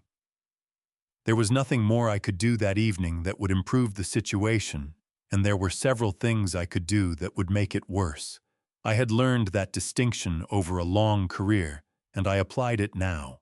Gerald called me at 11:23. "The interior camera got it," he said, and I could hear something in his voice that in a less reserved man would have been satisfaction. They were standing at the main workbench. Full audio. Liana and Marcus, August 4th, 6:14 a.m. to 6:29 a.m. 15 minutes of conversation that covers the safe, the seal, the shareholder transfer, the property collateral, and the care facility near Riverside. A pause. "Arthur, it's everything." I closed my book. "Post it," I said. "I'll have my assistant handle the family group in the morning," Gerald said. With a brief explanatory note. Professional, factual, no commentary. "What about Chloe?" "Chloe drafted a statement of her own," Gerald said. 3 sentences. She asked if she could post it herself. "What does it say?" Gerald read it to me. It said that she was a licensed architect who had signed a 12-month commercial lease for the workshop space, that her relationship with Arthur Cole was that of a tenant and property owner, and that she would appreciate the family's respect for her professional reputation. 3 sentences. Exactly right. I told Gerald to tell her she could post it. I sat in the armchair for a while after I hung up the book closed in my lap. Outside the porch, light held its amber square on the front walk. The neighborhood was completely quiet. The deep quiet of a Sunday night in a residential neighborhood in Pasadena. The kind of quiet that feels like it has been there for a long time and intends to stay. By 7 the next morning, Gerald's assistant had posted the video in the Cole family group, with a 3-sentence note explaining that it was footage from the Cole Woodcraft Workshop security system, dated August 4th, and that family members could draw their own conclusions. By 9, Patricia had called me. Her voice was shaking not with distress but with the particular tremor of someone who has just watched something they suspected was true become something they could no longer pretend not to know. "Arthur," she said, "I am so sorry." "You don't have anything to be sorry for," I said. "I was in that room," she said, meaning Renee's meeting. "I almost signed that paper." "But you didn't." A long exhale. "No," she said. "I didn't." By noon, the family group had 47 comments. I did not read most of them. I read Patricia's, which was the first one posted after the video went up, and which said simply, "We owe Arthur an apology." All of us who were in that room. Liana's original post had been deleted by 10:30. The comments underneath the deleted post were still visible, unmoored now from the content they had responded to, floating in the thread like questions that had lost their subject. I made coffee, went out to the back porch, and sat in the morning light. The weeks that followed were quiet on Liana's end, but not on Marcus's. Gerald called on a Thursday morning in mid-September, while I was in the workshop sanding the white oak side table I had started the week before, the first thing I had built purely for myself since the summer began. Chloe was at her drafting tables across the room. We had developed the easy coexistence of two people who understood that shared space works best when each person tends to their own side of it. She brought coffee sometimes. I kept the high windows cracked so the sawdust did not reach her drawings. I set down the sanding block and picked up the phone. "Arthur," Gerald said, "the dominoes are falling." He walked me through it without drama, the way Gerald did everything. Marcus Brady's real estate company had been built on three things: a credit line from a bank in Glendale, a network of private investors providing bridge financing, and the expectation of a significant capital infusion from a family source in the near future. The capital infusion that was never going to come. When the Glendale Bank reviewed Marcus's accounts and found the joint account showing $5, they called his outstanding credit line full repayment within 30 days. Marcus did not have it. Then the private investors discovered that a commercial property deal Marcus had been collecting financing on for 4 months had been under contract with a different buyer for 6 weeks. Marcus had known and said nothing. Gerald used the phrase civil fraud exposure. He used it carefully, the way he used all precise terms. "And Derek?" I asked. "He and Renee listed their house in Arcadia 3 weeks ago," Gerald said. "They accepted an offer last week, moving to a rental in Covina." I sat with that for a moment. Derek and Renee had bought that house 8 years ago, the year their second child was born. Carol had made dinner the night they closed on it. We had all sat on the back porch in the summer warmth, and Derek had been happier than I had seen him in years. I did not feel satisfaction. I had not expected to, and I did not. What I felt was the particular weight of something long building finally reaching the ground. Not relief, not resolution, but arrival. The way a finished piece feels when you step back and understand it is simply what it is. "What do I need to do?" I asked. "Nothing," Gerald said. "The civil demand letter for the $47,000 is in process. The board has handled Liana's termination. The credit bureaus have your file locked. You can let the machinery run." I looked at the white oak on the bench. The rough work was done. The fine work remained. "Thank you, Gerald," I said. "Get back to your table," he said. "It looked good from the doorway last time I stopped by." I hung up and picked up the sanding block. From across the room, Chloe looked up. "You okay?" "Getting there," I said. She nodded and turned back to her drawings. Then, on a Tuesday morning in October, Liana came to see me, alone, without Marcus, without a folder or a plan or a coffee from the good cafe on Colorado Boulevard. Just herself at my front door in the October light. She knocked softly. Not the confident knock of someone who expects entry. The other kind. I opened the door. Liana stood on the porch in the October morning light, without a coffee tray, without a folder, without the dark blue blazer she wore when she wanted to project authority. She was wearing a gray sweater. I recognized she had owned it for years, soft and slightly oversized, the kind of thing you reach for when you are not performing anything for anyone. Her eyes were red at the edges in the way that comes not from crying recently, but from crying earlier and trying to stop.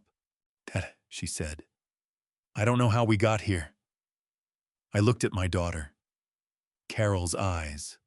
My stubborn streak.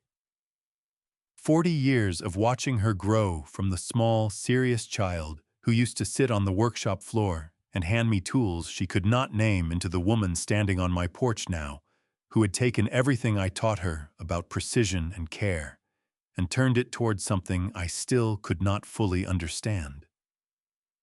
"Come sit down," I said. I did not invite her inside. I pulled two of the porch chairs to face each other in the October light and sat across from her, and I let her talk. She talked for a long time. She talked about Marcus and the pressure of his debts that she had known about and minimized and finally absorbed as her own problem to solve. She talked about watching the business grow while she felt herself shrinking beside it, always the assistant, never the architect. She talked about fear, not greed, or not only greed, but the specific fear of a woman who watched her mother get sick and disappear slowly, and understood in some unexamined part of herself that the same thing could happen to everything she depended on. I listened to all of it.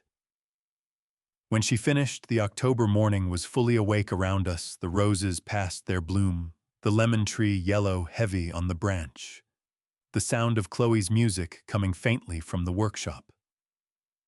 "I didn't push you here, Liana," I said. "Your own choices did. You know that." She looked at her hands. "I know. I'm your father," I said. "That doesn't change. But this house is mine. This business is mine. What's mine stays mine." I paused. "You're welcome in my life.